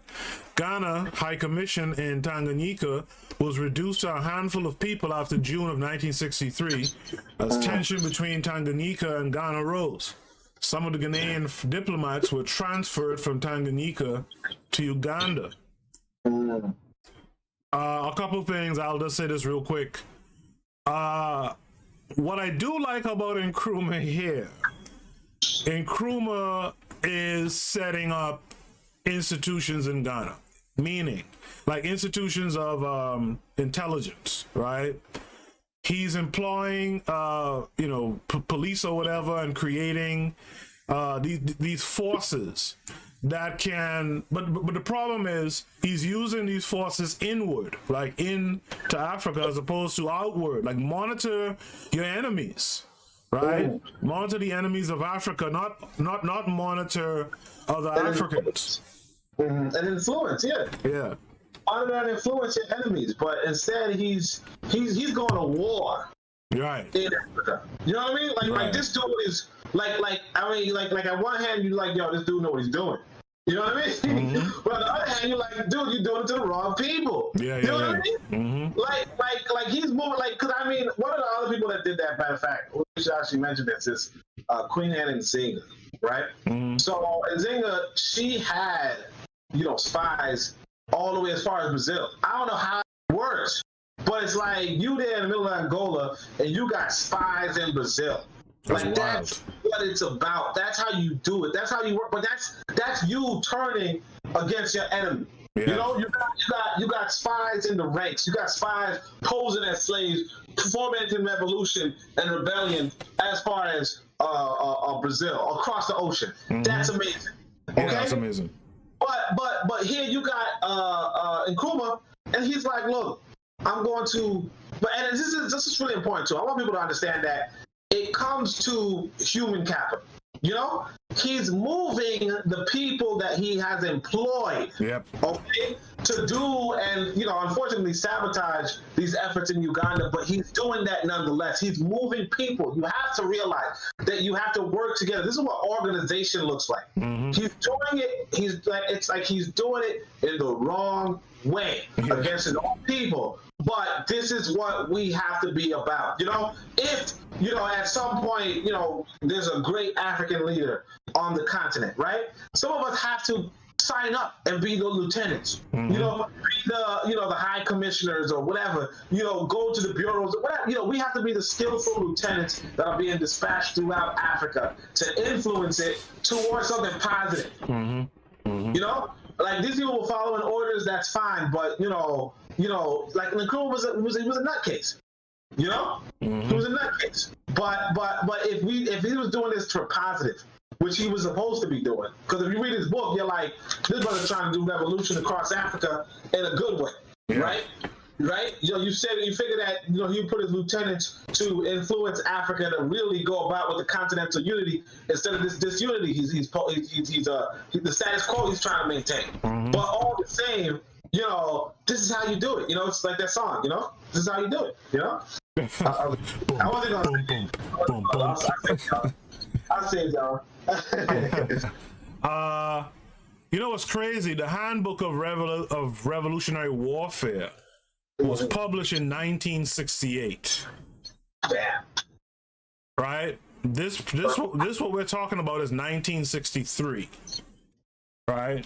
And yet he still can write that book in 68. It's just wild to me, you know, how different he was towards, you know, the East African initiative versus, you know, what he spoke about. It's just wildly different, you know. It's so because you know inside the book he's talking about zones of liberation. Yeah. Like East African Federation could have been a zone of liberation, could have been a battlefront for the unity of the continent, but instead it became nothing. It became, you know, and a lot of people understand about the African Union and the OAU and all that is that they were places of, like, they were called dictators clubs because all these dictators kind of just got to like free reign, were unchallenged, blah blah blah, and it's partly because of this guy Nkrumah sabotaging what, you know, one of the best lights that we had on the continent. Yeah, you know? yeah. Oh man. This one I like. This next paragraph I like because, you know, y'all gonna see. I'm gonna preface it. You know, he puts his money where his mouth is. You know. Yeah. So to continue, the government of Ghana poured money into Uganda between 1962 and 1963. I was surprised to learn that. Paulo Mwanga, Ugandan MP, received $39,000 from Ghana in 1963. Can someone in the chat room look up what $39,000 looks like in US today? So we can have an idea. In 1963, to start Farmers Council in Uganda. Ghanaian funds were also funneled to Uganda through trade unions. For example, the Uganda Federation of Labor had cozy relations with Ghana Labor and farmers unions, AATUF and AAFU. Oh, sorry, I didn't mean to curse, but that's worth $334,000 today. Wow, $334,000 today. I know. For a second, I was thinking that. I was like, sure, I probably, I can't afford that. All right, let me go get a farmers council. I'm not saying I had that bread, but like, I know I got that bread. I mean, Hold on, okay. I might have to rethink. You know what I mean? I'm like, he's not like he's cheap. You know, not like anybody could go, nah, $34,000, nah. You know? Yeah. I see why he sold out. I'm not saying I would. Right. But I see, you know what I'm saying? Right. Ghana gave tens of thousands of dollars to Uganda Labor Union, UFL. It's not surprising that UFL took the Ghana view of the immediate establishment of quote unquote United States of Africa. The Times of UK reported in September 1963 that Nkrumah was, quote unquote, bitterly opposed to an East African Federation and is influential with Mr. Obote. One of the most telling examples of Obote's close relations to Nkrumah took place after Obote married Maria Kalule in November of 1963. Ghana Air Force plane was sent to pick up the newlyweds to fly to Accra for their honeymoon. It cannot be denied that the Ugandan position could have come from the conviction that immediate establishment of continental unity was the best approach, yet it would be injudicious to dismiss the possibility that the large sums of money handed to the Ugandan leaders did not influence their views.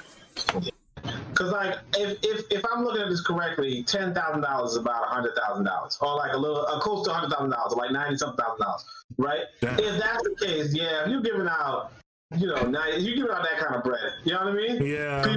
People go and dance, you know what I mean? Like, like it ain't rocket science, you know. You're giving out that kind of bread to a bunch of people, you know, like a bunch of leaders in Africa, yeah, you know? Yeah. Like that's nothing to sneeze at. You know? Yeah. I mean, and that's the thing too. It's like, but this is the thing that we have to realize too, that this dude is using the funds from Ghana. You know? Yeah. Like all this bread, and he spent it on sabotaging, and that's why the people themselves are upset. Mm-hmm. You know? And this is the thing is this. It's like they weren't going to do anything, or they couldn't do anything, and he knew that. But right.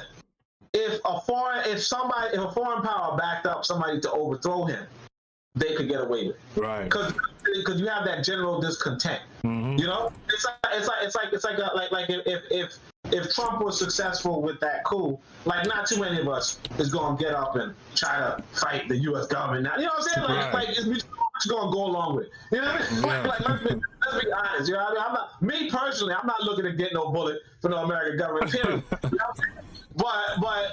But you know, that's just the reality of the world. Like a lot of people are not going to do what needs to be done. You know what I mean? Mm-hmm. But you know, now it comes to this idea of, well, which leader can you depose? Can you depose the leader who's pouring millions of dollars into sabotaging other countries, or are you going to go with the leader who's trying to build up a unity somewhere, trying to build up the, you know what I mean? Like there's a difference. The quality of Nkrumah's character has to come into question.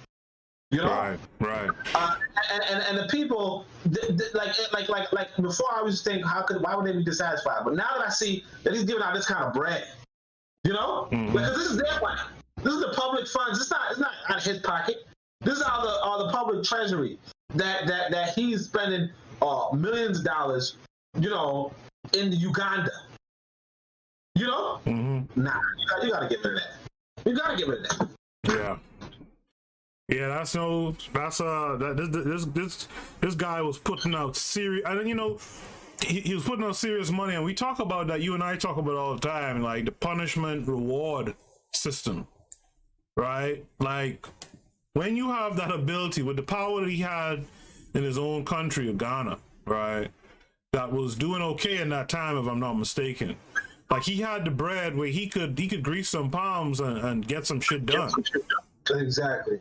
You know, and he's not even doing it. Like, and it's like you have to get your priorities right. This is why people would overthrow you, because you know, or this is why other countries can overthrow you, because what you're doing is you're setting yourself up to be. Because the thing is that if you look at how the CIA operate, right? If you want, I can read the quote later, but they're basically, the way how they operate is that they need for you to, like, they need, matter of fact, let me actually just pull it up, okay? Let me just pull it up. Because I know, like we close to the end anyway. So let me just pull it up so I could just, you know, be exact. All right, so it says right here, this is a paper, and maybe you could read it another time. But it goes, in addition, the U.S. declined to offer Nkrumah the financial aid. No, it says in touch with and lent support to coup plotters. In addition, the U.S. declined to offer Nkrumah the financial aid necessary to keep his regime running, all but ensuring his downfall. After Nkrumah's overthrow, a memo by Robert Comer, National Security Council staffer, wrote a memo to President Lyndon Johnson in which he called the coup a fortuitous windfall. Nyerere, on the other hand, managed to steer clear of the Third World's most feared agency. This is interesting, as both Nyerere and Nkrumah were left-leaning, charismatic leaders with an aversion to Western institutions. However, research by Godfrey Gile indicates why the CIA did not actively attempt to overthrow Tanzania's government. His research pointed out that Nyerere's immense popularity, high international stature, and incorruptible nature made it highly likely that his ouster would be accepted. Highly unlikely that his ouster would be accepted either domestically or abroad. When Oscar Kambona of Tanzania requested the Central Intelligence Agency help to overthrow his former friend, he was plainly told that Nyerere was impregnable because he was incorruptible and had no loot stashed in foreign vaults. Although Nyerere's ideology was not clearly in line with U.S. policy, government officials had determined that a coup would never work in Tanzania due to Mwalimu's popularity and moral incorruptibility. You know, so you know, like that. I'm actually wondering if Kambona was actually mentioned. I feel like we just read about that dude, right? Yeah. We just talked about it. Yeah, Oscar Kambona. Oh, that was a Tanganyikan foreign minister. Yes. That was the chairman of the powerful comedian. He's actually in the picture in the beginning. Can you imagine that? So that guy asked the American CIA to overthrow Nkrumah, and they were like, to overthrow Nyerere, and he was rejected by the U.S. government. That's how close the people are. This guy, I'm just going to go back. Arthur Kambona was the Tanganyikan foreign minister that was selected as the chairman of the powerful political committee. Like, that's how close the traitors among you are going to be. And yeah, it's helping this dude out, and he's going to approach the American government to overthrow him. But anyway, go on. Yeah, sorry about that. No. In the chat room, I see we have Amma Bookman. I've seen Amma Bookman on Twitter.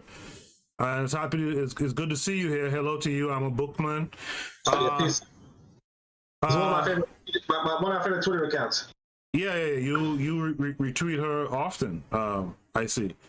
Tedums or Baku says, I missed a huge chunk of this.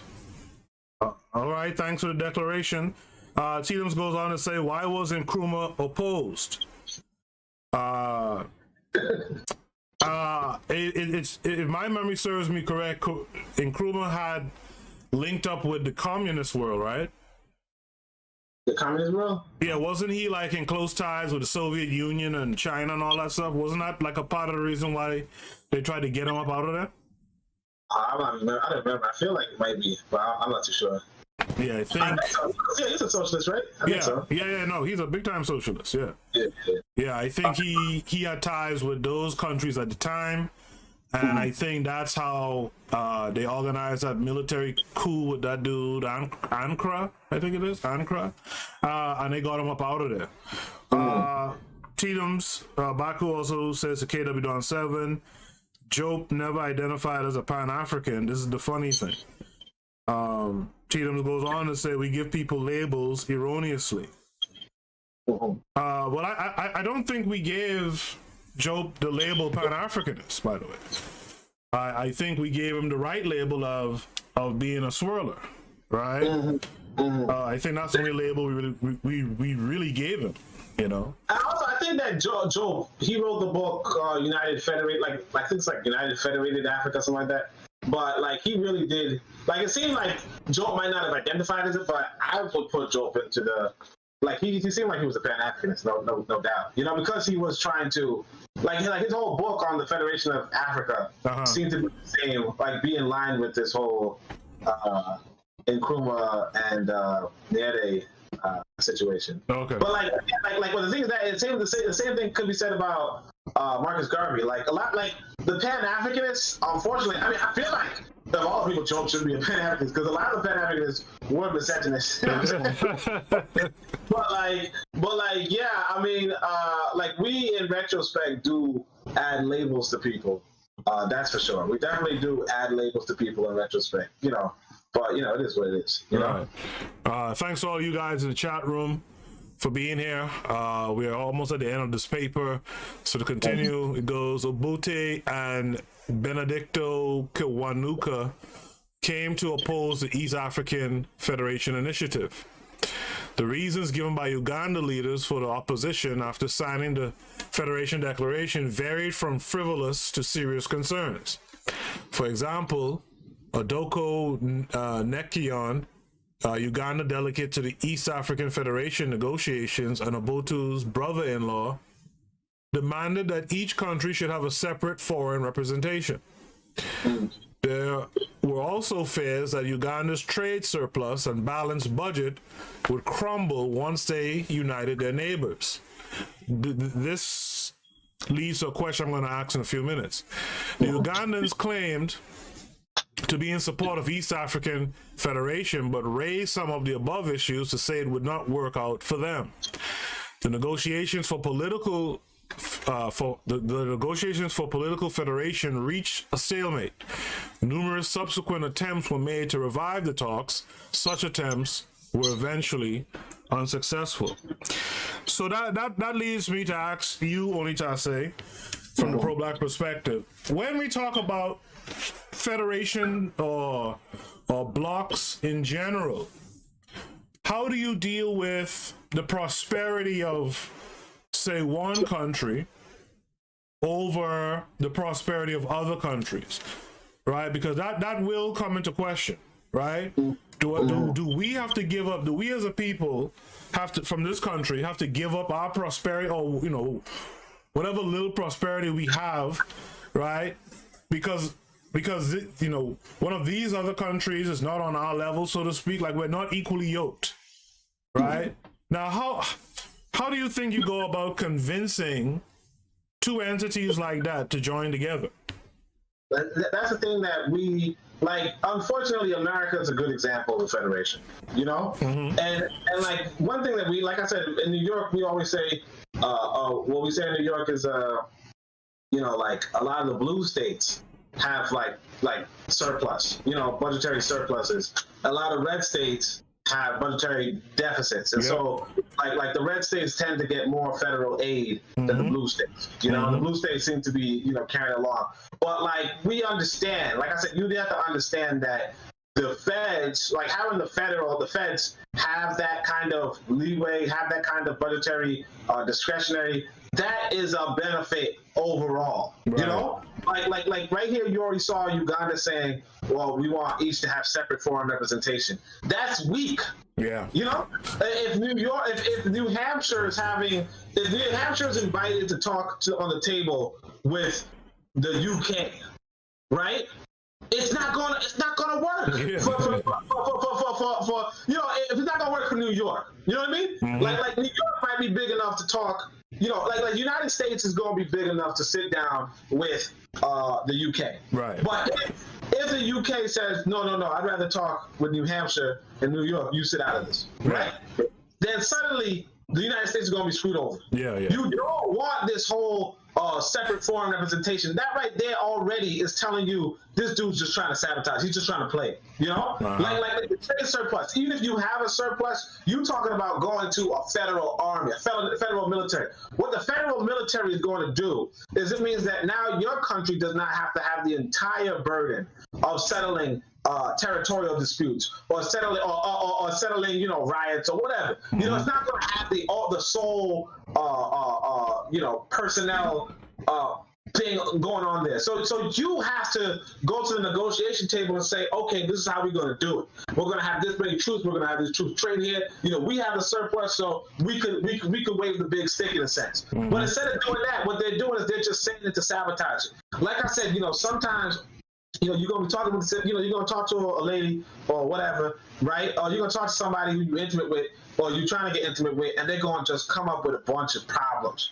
A bunch of problems that you can't solve, and that's your cue to just to GTFO, because this is what you call a miserable person, a toxic person.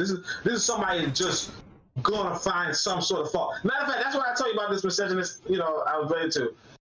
I tell you, they will come out of nowhere. 5 years later, say, "I don't like you. You didn't even come to my wedding." You're like, "Yeah, I ain't going to your wedding." Like, what the fuck? Of course, I ain't going to your wedding because it's a white man. But still, it's like, look, that was 5 years ago. They about to bring up anything under the sun. Remember that time when you said this about? You're like, nah, no, I don't remember that time. You know what I'm saying? Like, that's weighing on you for something, but that's you just trying to destroy your relationship. It's like the trade surplus thing. You just gotta negotiate. If you got money, then you just negotiate. You say, okay, look, we got a trade surplus, but we want the feds to build this many schools. If we're gonna put this kind of tax, we need this many schools. We need this kind of factory. We want these kind of resources. You want jobs for these people to have these kind of resources. You just gotta negotiate. This was trying to be non-negotiable, and that's why it's like they were just trying to sabotage it because they was getting paid. You get $100,000, you get $1 million.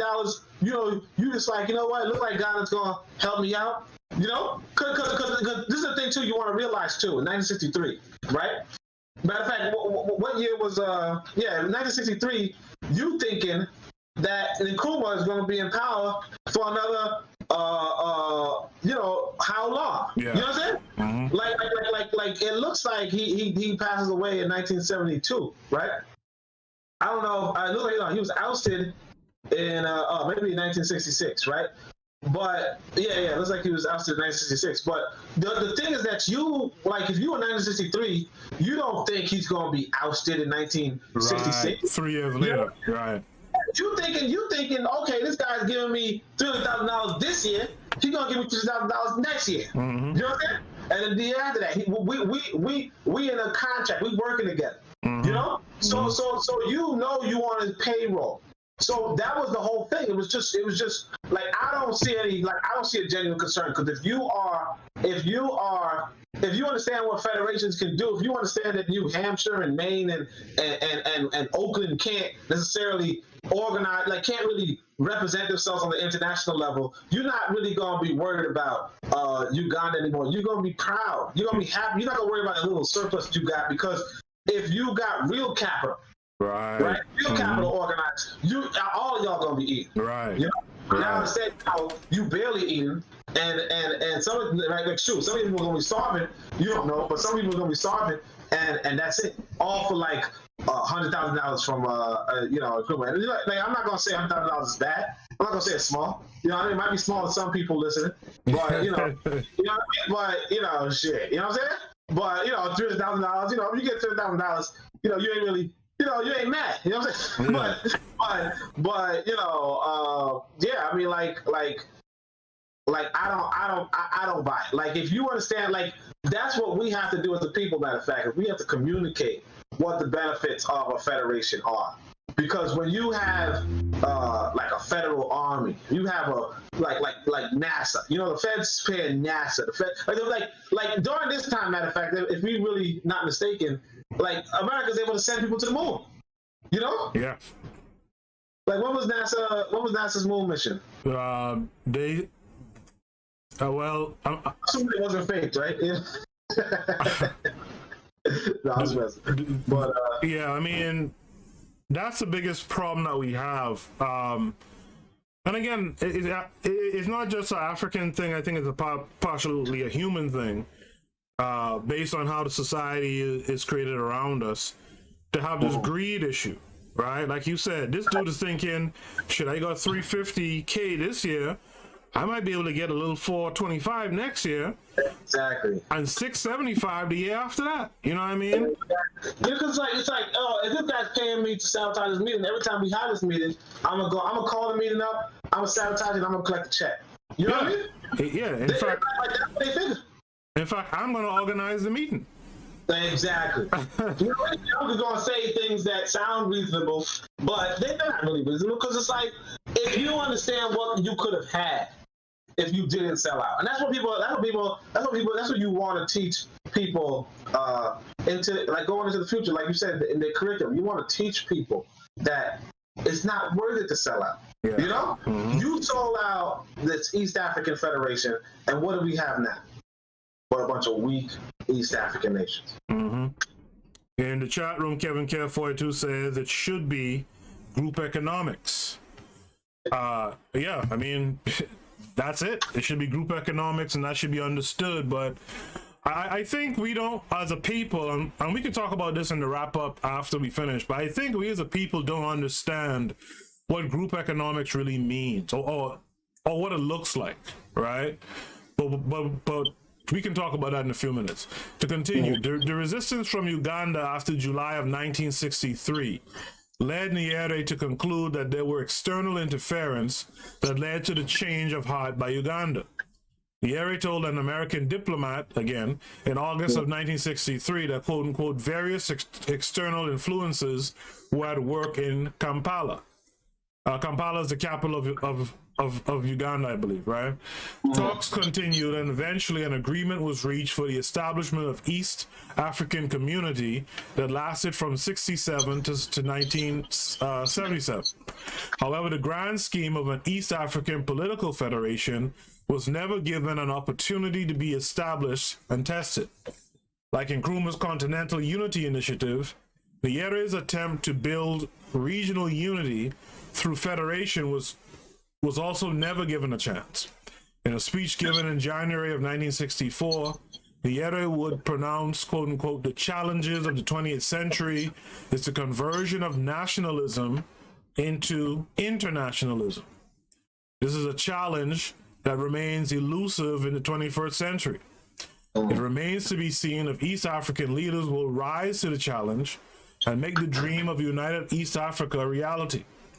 This dream must include measures to build continental unity. For it is with the quote-unquote United States of Africa that the hopes of a vibrant and flourishing Africa lies. This article was published, so that's the end of the article, and this article was published by Business Times in Tanzania on October 3rd, 2014.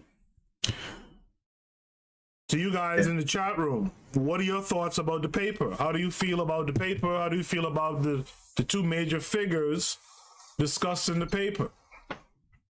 We know that the East African Federation was, there's no other way to say it, but was sabotaged in '63. The question becomes, why haven't we been able to do it in the 50 plus years since? Only to say, I'm going to turn to you now and ask you, what are your thoughts about overall about the paper? What are your thoughts about Nkrumah? I know we heard a lot of it during the reading. What are your thoughts about how come? Because Nkrumah dies in '67, right?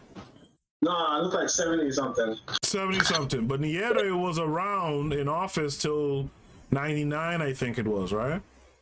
Damn, for real? Yeah, I think it was 1999 he was around still. My question becomes, no, his final term, sorry, was 85, I think. Yeah. My question, but he still held some position there though. But my question is, why haven't we been able to achieve this since then? Since Nkrumah stopped. Yeah. Well, that's another thing too, because later on, we have to remember that later on, I can't remember, is it Mugabe? But Mugabe actually goes to war with Tanzania. So Uganda eventually goes to war with Tanzania later on, probably around that time you're talking about. Right. Let me see. When did he go to war with them? Hold on a second. Let me just check that. And if it's true that they went to war, war is a major disruptor. Yeah, 1978 to 1979 was the Tanzanian war with Uganda. So, Idi Amin, yeah, there you go. Idi Amin, okay, yeah. So it's like Uganda had a whole, like sometimes you got to strike while the iron is hot. Yeah. Sometimes you got to strike while the iron is hot, and yeah, they had an opportunity, and it was lost. Like when somebody sabotages, it's like that's how life really is. When you get sabotaged, like you're sabotaged. You don't really get a chance. You don't get second chances in this world. Yeah, there's often no recovery. Yeah, there's no recovery. Like a lot of times you do not get second chances. Yeah. It's like if you were talking to a girl and then somebody sabotaged you. That's it. Yeah, that's it. There's no, what? Well, but let's, it's like sometimes that's just the end of it. Yeah. I don't know why I'm talking about women though. I gotta stop, right? But yeah, you get what I'm saying. Like it's like I think it just. Like with a different leader, with Idi Amin might have. I don't know Idi Amin's past or whatever. Idi Amin was a little bit like different. There's some good things about him. There were some bad things about him. But yeah, it just wouldn't have happened.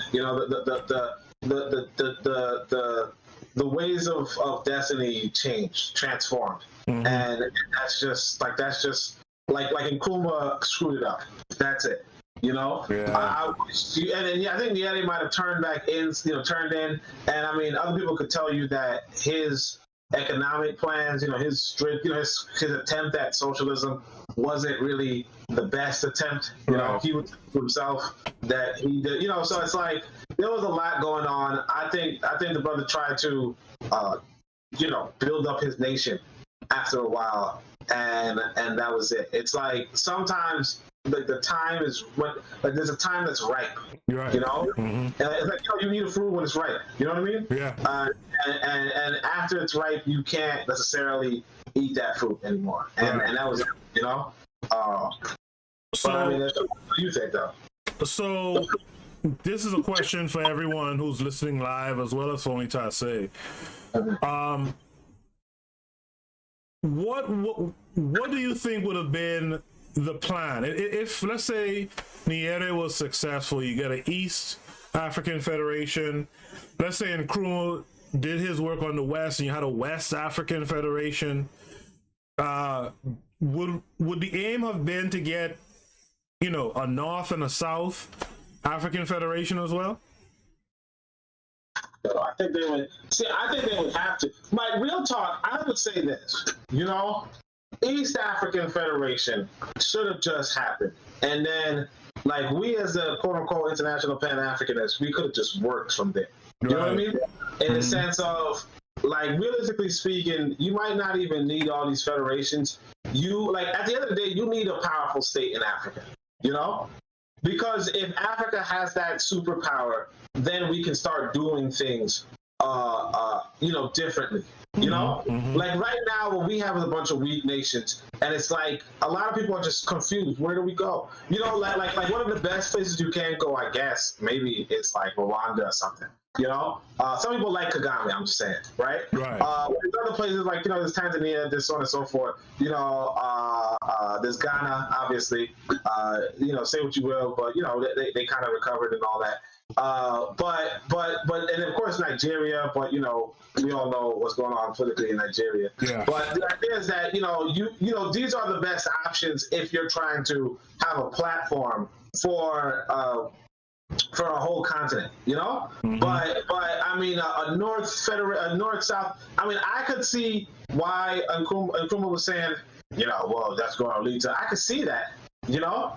But it's like, at the end of the day, you know, you shouldn't have sabotaged this East African Federation, because it didn't even have to go in the sense of, oh, well, now there's going to be a West African Federation. Because it could have been that this East African Federation that would have been 3 countries now became 6, now becomes 12, now becomes, you know what I mean? Right. And then 20. And then at some point, it's just like, okay, all of Africa is this Africa. You know what I mean? Like, it could have just been that this federation subsumes the rest of the other countries. But instead of that happening, because that's really what I would think would be the best way to go about, which is just have one nation that just keeps growing. It's like, that's how empires are really done. You know, it's like nobody says, you know, like when Rome, well, I guess Rome was just a city. Oh, actually, I don't know what Rome. All right, like let's say Greece. When Greece was Athens and Sparta and all that, right? They didn't say, well, are we gonna do a Grecian federation and then we're gonna do it? No, they just did what they had to do locally, and they just kept growing and building until they became something that was formidable across the world. You know, like eventually, I think the Greeks eventually have like India and parts of Africa, you know, parts of Egypt and all that. You just grow, you expand. So the East African Federation, I would say, should have expanded, but Nkrumah sabotaged that expansion, and that's really what the crime was. Because it's like, if the West African Federation wasn't going to happen, that's fine. You know, because East Africa is Kenya, Uganda, and Tanzania, right? And then it becomes Kenya, Uganda, Tanzania, Rwanda, Burundi. Then it becomes Kenya, Angola, so on and so forth. You know, South Africa. But if it's doing that, eventually West Africa is going to come inside. Right. You know what I mean? Right.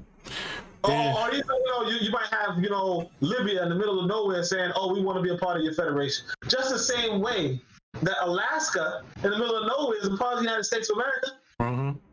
You know, or Puerto Rico in the middle of nowhere is a part of the United States of America. You know, you don't have to be contiguous. You could have joined into the federation. That was the whole thing. So you mentioned Libya. I want to ask you a question about that in a second. In the chat room, Tidums, who's Bako, says, "What do you think of a new East African Federation of today?" Ama Bookman, who I'm happy to see here, says that might have inspired it, or they could have rejoined, they could have joined one of those federations. So she's saying what you're saying essentially, right? The East African Federation could have just expanded until it, you know, it engulfed all of Africa essentially. Tatum says it's funny though because Olympio stopped Togo from joining with Ghana. Tidums goes on to say they needed to get it together and use critical thinking. Sure, Tidums sounded like Nkrumah, man. Check his last name. Check his last name, right? Check Tidums' last name. Tito's and Groomer, that's his name. He's like, they need to get together, like Olympia was assassinated. Right. So, before you answer Tatum's initial question, my question to you is: when we talk about like the East African Federation, and we talk about expansion, what does it say? You know, how would we deal? And you mentioned like Libya and stuff like that. How would we deal with the Arabs? Mm-hmm. Well, that's what I'm saying. Like that's the difference between continental unity and racial unity. You know what I mean? Right. And the reality is this: that people saying that you need the whole continent united, right? Like it's just like a sentimentality thing. You know? Mm-hmm. It's just it's like you don't actually need the whole continent united. Just like United States of America doesn't need Canada and Mexico. You know, it doesn't need all of North America. Right. You know, what you need, the reason why you're doing Pan-Africanism, the reason why you're doing this sort of expansion, this sort of empire building or whatever it is so that you have access to these resources, you have access to capital, you have access to develop the people within your borders. You know? Mm-hmm. So it's like if you do not, like obviously Chancellor Williams will tell you to, you know, get with North Africa and all that kind of stuff. And that's fine. And the reality is this, that if you like I said, if you leave the leadership to pure black, it almost don't matter who's in your borders. Right. You know what I mean? Mm-hmm. In the sense that like American leadership is all white, right? Mm-hmm. More or less, right? They don't care if they got 15% or 14% of the population being black folk. Right. They don't care if they got 15% of the population being Latinos. Now, of course, they care a little because, you know, you can vote and you live in certain states that might be influential, but there's ways around that. Mm-hmm. And there are legal ways around that, you know, that we allegedly oppose or whatever. But the point being that you know, if North Africa, I don't know the population of North Africa, but if you make a powerful nation in like throughout, you know, Black Africa per se, then adding the top, you know, for sentimental reasons, if you will, ain't really gonna do much if you already have a nice system going. Right. Because you could tell Libya, like you said, you could tell Libya, oh yeah, well if you're gonna join, here's what's gonna happen. You understand what I'm saying? Right. Like first off, the Africans in Libya are going to get the better education, the superior education. You know what I mean? They're going to be able to go to these schools. They're going to be able to do this. They're going to do that. They're going to have that mobility. They're going to blah blah blah. They're going to have to vote. They're going to do this. You know, like you're going to have so many things on it that the black people inside of these countries are going to have something good. And if they don't want it, then that's it. That's fine. Right. Or either that's fine, or you know, you being a superpower now. Because if you're talking about all of Black Africa, you got a population of 1 billion, right? Which is, you know, 3 times the size of America. You got all these natural resources under your, you know, like you're going to be a powerful nation. And so you could now then tell other countries, so on and so forth. And like how people complain about, oh, America don't bomb Syria, right? You're gonna have people complaining about Africa bombing whatever nation, you know, bombing Libya or some shit. You know what I'm saying? Like you're gonna that. Mm-hmm. You know, but you can't even imagine that right now. You know, you can't even imagine that right now. You can't imagine because see, the overthrow of Gaddafi, right? That could have been done like in an alternate timeline, an alternate world. That could have been done by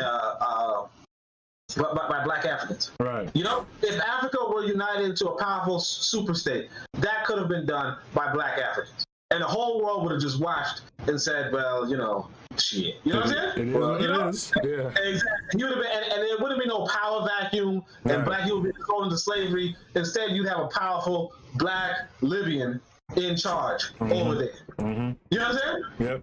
But we don't have that. So it's like we have to realize that that's really what it comes down to. Like when we look at North Africa, we got to realize that it's an opportunity for Black leadership if we get our stuff together. Yeah. You know what I mean? Notwithstanding the Arab population, it's going to be an opportunity for Black leadership. The same as, you know, you never know in the future. Like in this alternate timeline, they could have intervened, and you would have had, like, you know, straight up Marcus Garvey as the president of America. You know what I'm saying? Like, you don't know, but like it could have happened. Like this influence, like those kind of stuff. Or Marcus Garvey Jr. could have been the president in America if you had a superpower in Africa, and that's partly why they don't want it, but it's also partly why we can work for it. In the chat room, I just want to say this is the first time I've seen Alma Bookman here. Click the if you're interested, you could join the Discord that I have. Only Tase has one as well. You're probably on that already, but you could click the link, join the Discord. It'll be nice to have a few more sisters involved in the work that we're trying to do in terms of curriculum. One of the things about curriculum is that you have to have good studies of geography, and that's something that only Tase and I have talked about in this episode. The geography of Africa and understanding what it means, right? When you talk about one country, versus another, understand the distances that we're talking about, right? When we talk about one country versus the other, we need to understand the makeup of the country, right? The people, and et cetera, et cetera. And so one of the things that we want to do with this curriculum that we are always talking about is to make sure that we hit some of the major points when we study these different countries, so that we could understand a Togoland, we could understand a Ghana, right? What's the country on the other side of Togo from Ghana? I forget now. Benin, is it? But we want to have those understandings. So again, you guys who haven't already done so, join the Discord and join the conversation. That's what I was say about what you just said too, because if you look into Job's book, the Federated States, I don't remember the name of it, but y'all know what I'm talking about. I read it on the podcast, but he goes into depth on how Senegal can use the resources within his book. That's something that we have to do as a people, and it almost sounds like he could have it independent, like you could make it a good power. But also, he goes into the different rivers and lakes and natural resources in Africa that could provide geothermal power and wind power and all that kind of stuff. These are things that a federal government can concern itself with, because you now put the capital into using this dam or this lake or this whatever for the energy that's going to flow through the entire federation. Like these are the kind of joint initiatives that would really bring our people forward. But right now, it's not the case. I don't remember who was saying it, but somebody was pointing out the point that in Nigeria, you don't even have 24/7 electricity. Right. But in Ghana, but in Nigeria, you don't. Right. And it's like this is part of the destitute political leadership, and also like just not being a part of a federation where the leadership is going to be the cream of the crop and going to be concerned about the welfare of the people on a different level. Yeah, that book is titled, I think I have this book in a PDF format too. The book is titled Black Africa, the Economic and Cultural Basis for a Federated State. Yeah. All right. That's something to definitely add to the Discord later on. Let's go back to Tatum's and Nkrumah's question here. Tatum's and Nkrumah says, what do you think of new East African Federation of today? Well, I mean, like we said, earlier, it's like that's, it's a shame that it's taking so long, but we should just expedite the process and try to finish it this time. You know what I mean? Yeah. Like, I think any federation is a good, see, I'm not in Nkrumah. So if I see somebody else doing something positive, I'm not trying to sabotage it. You know what I mean? Mm-hmm. If they can succeed, then more power to them. I would happily go to the East African Federation and lend my support however I can. Mm-hmm. You know what I mean? Like that's it. I would happily.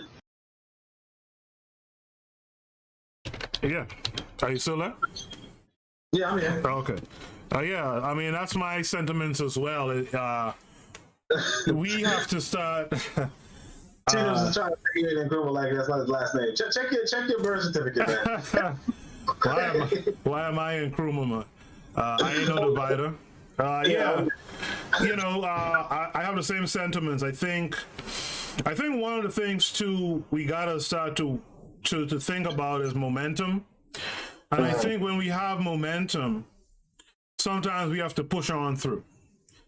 I think when we hold up the motions, you know, and slow things down to get everyone involved, that also leaves space for others or other things to topple what we're working on. You know what I mean? Mm-hmm. And so I hope they work with some expediency in this new East African Federation. I'm glad that it includes a few more countries, but you cannot take your time with it. We as Africans have to learn to work with some pace now. You know what I mean? Exactly. Like we don't have to set these. I mean, I understand why it would take a while, but like let's just go. Yeah. Let's finish. Let's use, because you never know what a regime change. You never know if someone, you know, you don't know what's going on. Right. So just take advantage of the situation. Because like you see, like you see on this picture that you have in front of us, you know, it says East African leaders signing an agreement in 1963. Seated left to right is Milton Obote, Jomo Kenyatta, Julius Nyerere, and standing on the left is Tom Mboya, and on the far right is Oscar Kambona. If people don't know about Kenya, right? Kenyatta kills Tom Mboya. Yeah. You understand? And not just that, Oscar Kambona is looking to overthrow Julius Nyerere. Yeah. You got this white guy over here. You know, he hiding his face. I don't know. But the point being is that this is the reality on the ground, that these people could all sit down for an agreement one day, and on the next day, you know, like two of them plotting to kill two of the other people. Yeah. You understand? And Obote, I don't know what happens to Obote, but he's not the leader for long. You know what I mean? Yeah. Like these three could come to an agreement, or these five could come to an agreement, and two of them are already trying to kill the other two. One of them gets, you know, like three of them, you know, like three of them get killed. You know, something, I don't know. But like the point is, we don't know. So just use the moment you have now to move our race forward, right? Because you don't even know who's around you. Yep. You know what I mean? And that's our closeout message. Use the moment, right, to just get it done. As African people, use the moment to forward, you know, African people. In the chat room, Titums and Kruma says, this is the problem, right? You need all on the same page. Yeah. I mean, while you have people, because again, like Oni just said, things change. While you have people on the same page, get it done. Exactly. Get it done. While you have it on the same page, because like you never know. Like I tell you, I sometimes like I can remember, you know, how many times I was like you just gotta seize the opportunity. Sometimes you have it in front of you, and I mean, sure, I understand the reason to delay. Like I used to organize meetings. I would, and people would just come out of nowhere, you know, like five, they come to one meeting and be like, let's go do smash, let's go do something, and you never see them again. You know, and you understand that if you go and do something, you're gonna do it, it's gonna come out of your pocket. If they don't show up, it's gonna be you doing all the work. So you're just like, oh, hold on a second, right? But at the same time, it's like you can't wait too long. Right. You know, you have to seize the moment, but you have to know the moment. You know, and that's another thing altogether. You know, you have to. There's a lot going on, but if nothing else, you know, what I want from this East African, like I don't talk about things as they happen. Because we heard about the Pan-African passport, we heard about this, we heard about that, the global citizenship, we heard about all that stuff. I don't want to let everything in the works. I don't care what's in the works.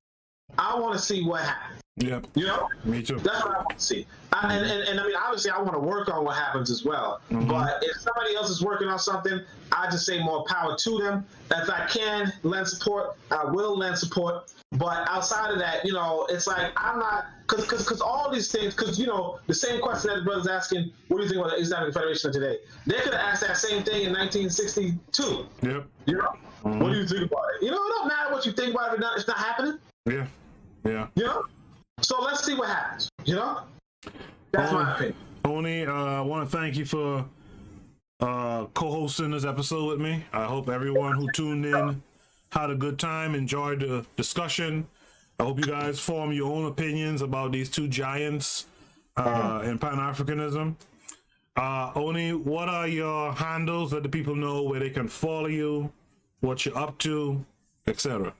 Oh yeah, so on Twitter you can get me at Onitase. On YouTube, you get me at the Pro Black Perspective. You know what I mean? Definitely check out the rest of the programs on KWAZ Radio because it's all good, all gravy. I'm also grateful for the Bit of Medicine podcast for hosting me today. But if you want to check me out on Amazon, I wrote some books. One of the main books I wrote was the Book of Power. Definitely check it out. I mean, I sound biased to Nyerere because I am. You know what I mean? I put him inside the book. I think he is top 3 Africans of the 20th century. Okay, I'm gonna put Marcus Garvey at the top. I'm not gonna front. I feel like I should put Nyerere number 2, but if not Nyerere, then of course I put Carlos A. Cooks. But those are the main 3, and I think that everybody would do well to study them. Obviously, he's not perfect because socialism and all that, but like he was definitely one of our giants. And I think he is a shining example of what, like he's the gold standard, the shining example that we should do going forward. And of course, I was inspired by Bit of Medicine podcast the other day. It's like, when he asked the question, what can we be embarrassed about? And who can we, like how do we compare ourselves? And I think that Nyerere is a good example of who we should compare ourselves to, compare our leaders to, because he was an honest African. It's nothing else. He was an honest African that tried to work on our behalf. Oh, and I see Thabo's here. Well, thanks, Thabo, for coming through, and we always know that. But anyway, that's all. Guys, the number of people viewing the show is not matching the number of likes. Let's get those likes up. Make sure you like the show. If you're new here, make sure to subscribe, not only to my channel, but to subscribe also to the the Pro Black Perspective channel as well. All right. Bit of Medicine podcast, but I heard that. Subscribe to me. Don't just subscribe to my show, but subscribe to me as well. Right. I'm the new Nkrumah out here, I guess. Thabo, thanks for coming through. Thanks for checking out the show. I want to let me go through and thank everyone. Thabo, thanks to you. Titums and Nkrumah, thanks to you. I'm a Bookman. You know what? You guys go and check out I'm a Bookman on Twitter as well. She always has some dope commentary going on there. Make sure to check her out. Of course, Kevin Care 42. NYC Beauties, check out NYC Beauties. Look at the pictures that NYC Beauties has up on their YouTube channel, man. Good stuff. Who else was here? KW Don 7 as always. Peace to you, brother. Afro Jam. I am not familiar with Afro Jam, but I appreciate you for coming through. Maybe you follow Onitase. I'm not sure. By the way, Onitase, maybe I shouldn't say it publicly, but Onitase also has a Discord server. You could inquire with him how to get involved. And Daily Affirmations of Pauline was here earlier. Thanks to her as well. So I think I got everybody there. So thanks everyone for tuning in. Oni, I'll try to be there in the morning. I tend to get up late on a Sunday morning, but I'll try to be there for your show. But I always listen to the playback anyway. So it's all good. Yeah, I'll be there tomorrow. You guys check in with Onitase tomorrow morning for the Sunday worship. And until next time, guys, be safe. All right, peace. All right, peace, family.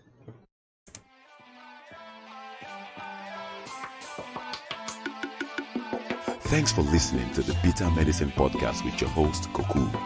If you like what you just heard, we hope you pass along our web address, bittermedicineblogs.com, to your friends and colleagues, and share our show to all your social media. Be sure to check out our archive section on our website for previous podcasts. This has been a KWAZ radio production. Join us next time for another session of the Bitter Medicine Podcast. Follow us on Facebook at Bitter Medicine Show, Twitter, Bitter Meds, Tumblr, Bitter Meds, Instagram, Bitter Medicine.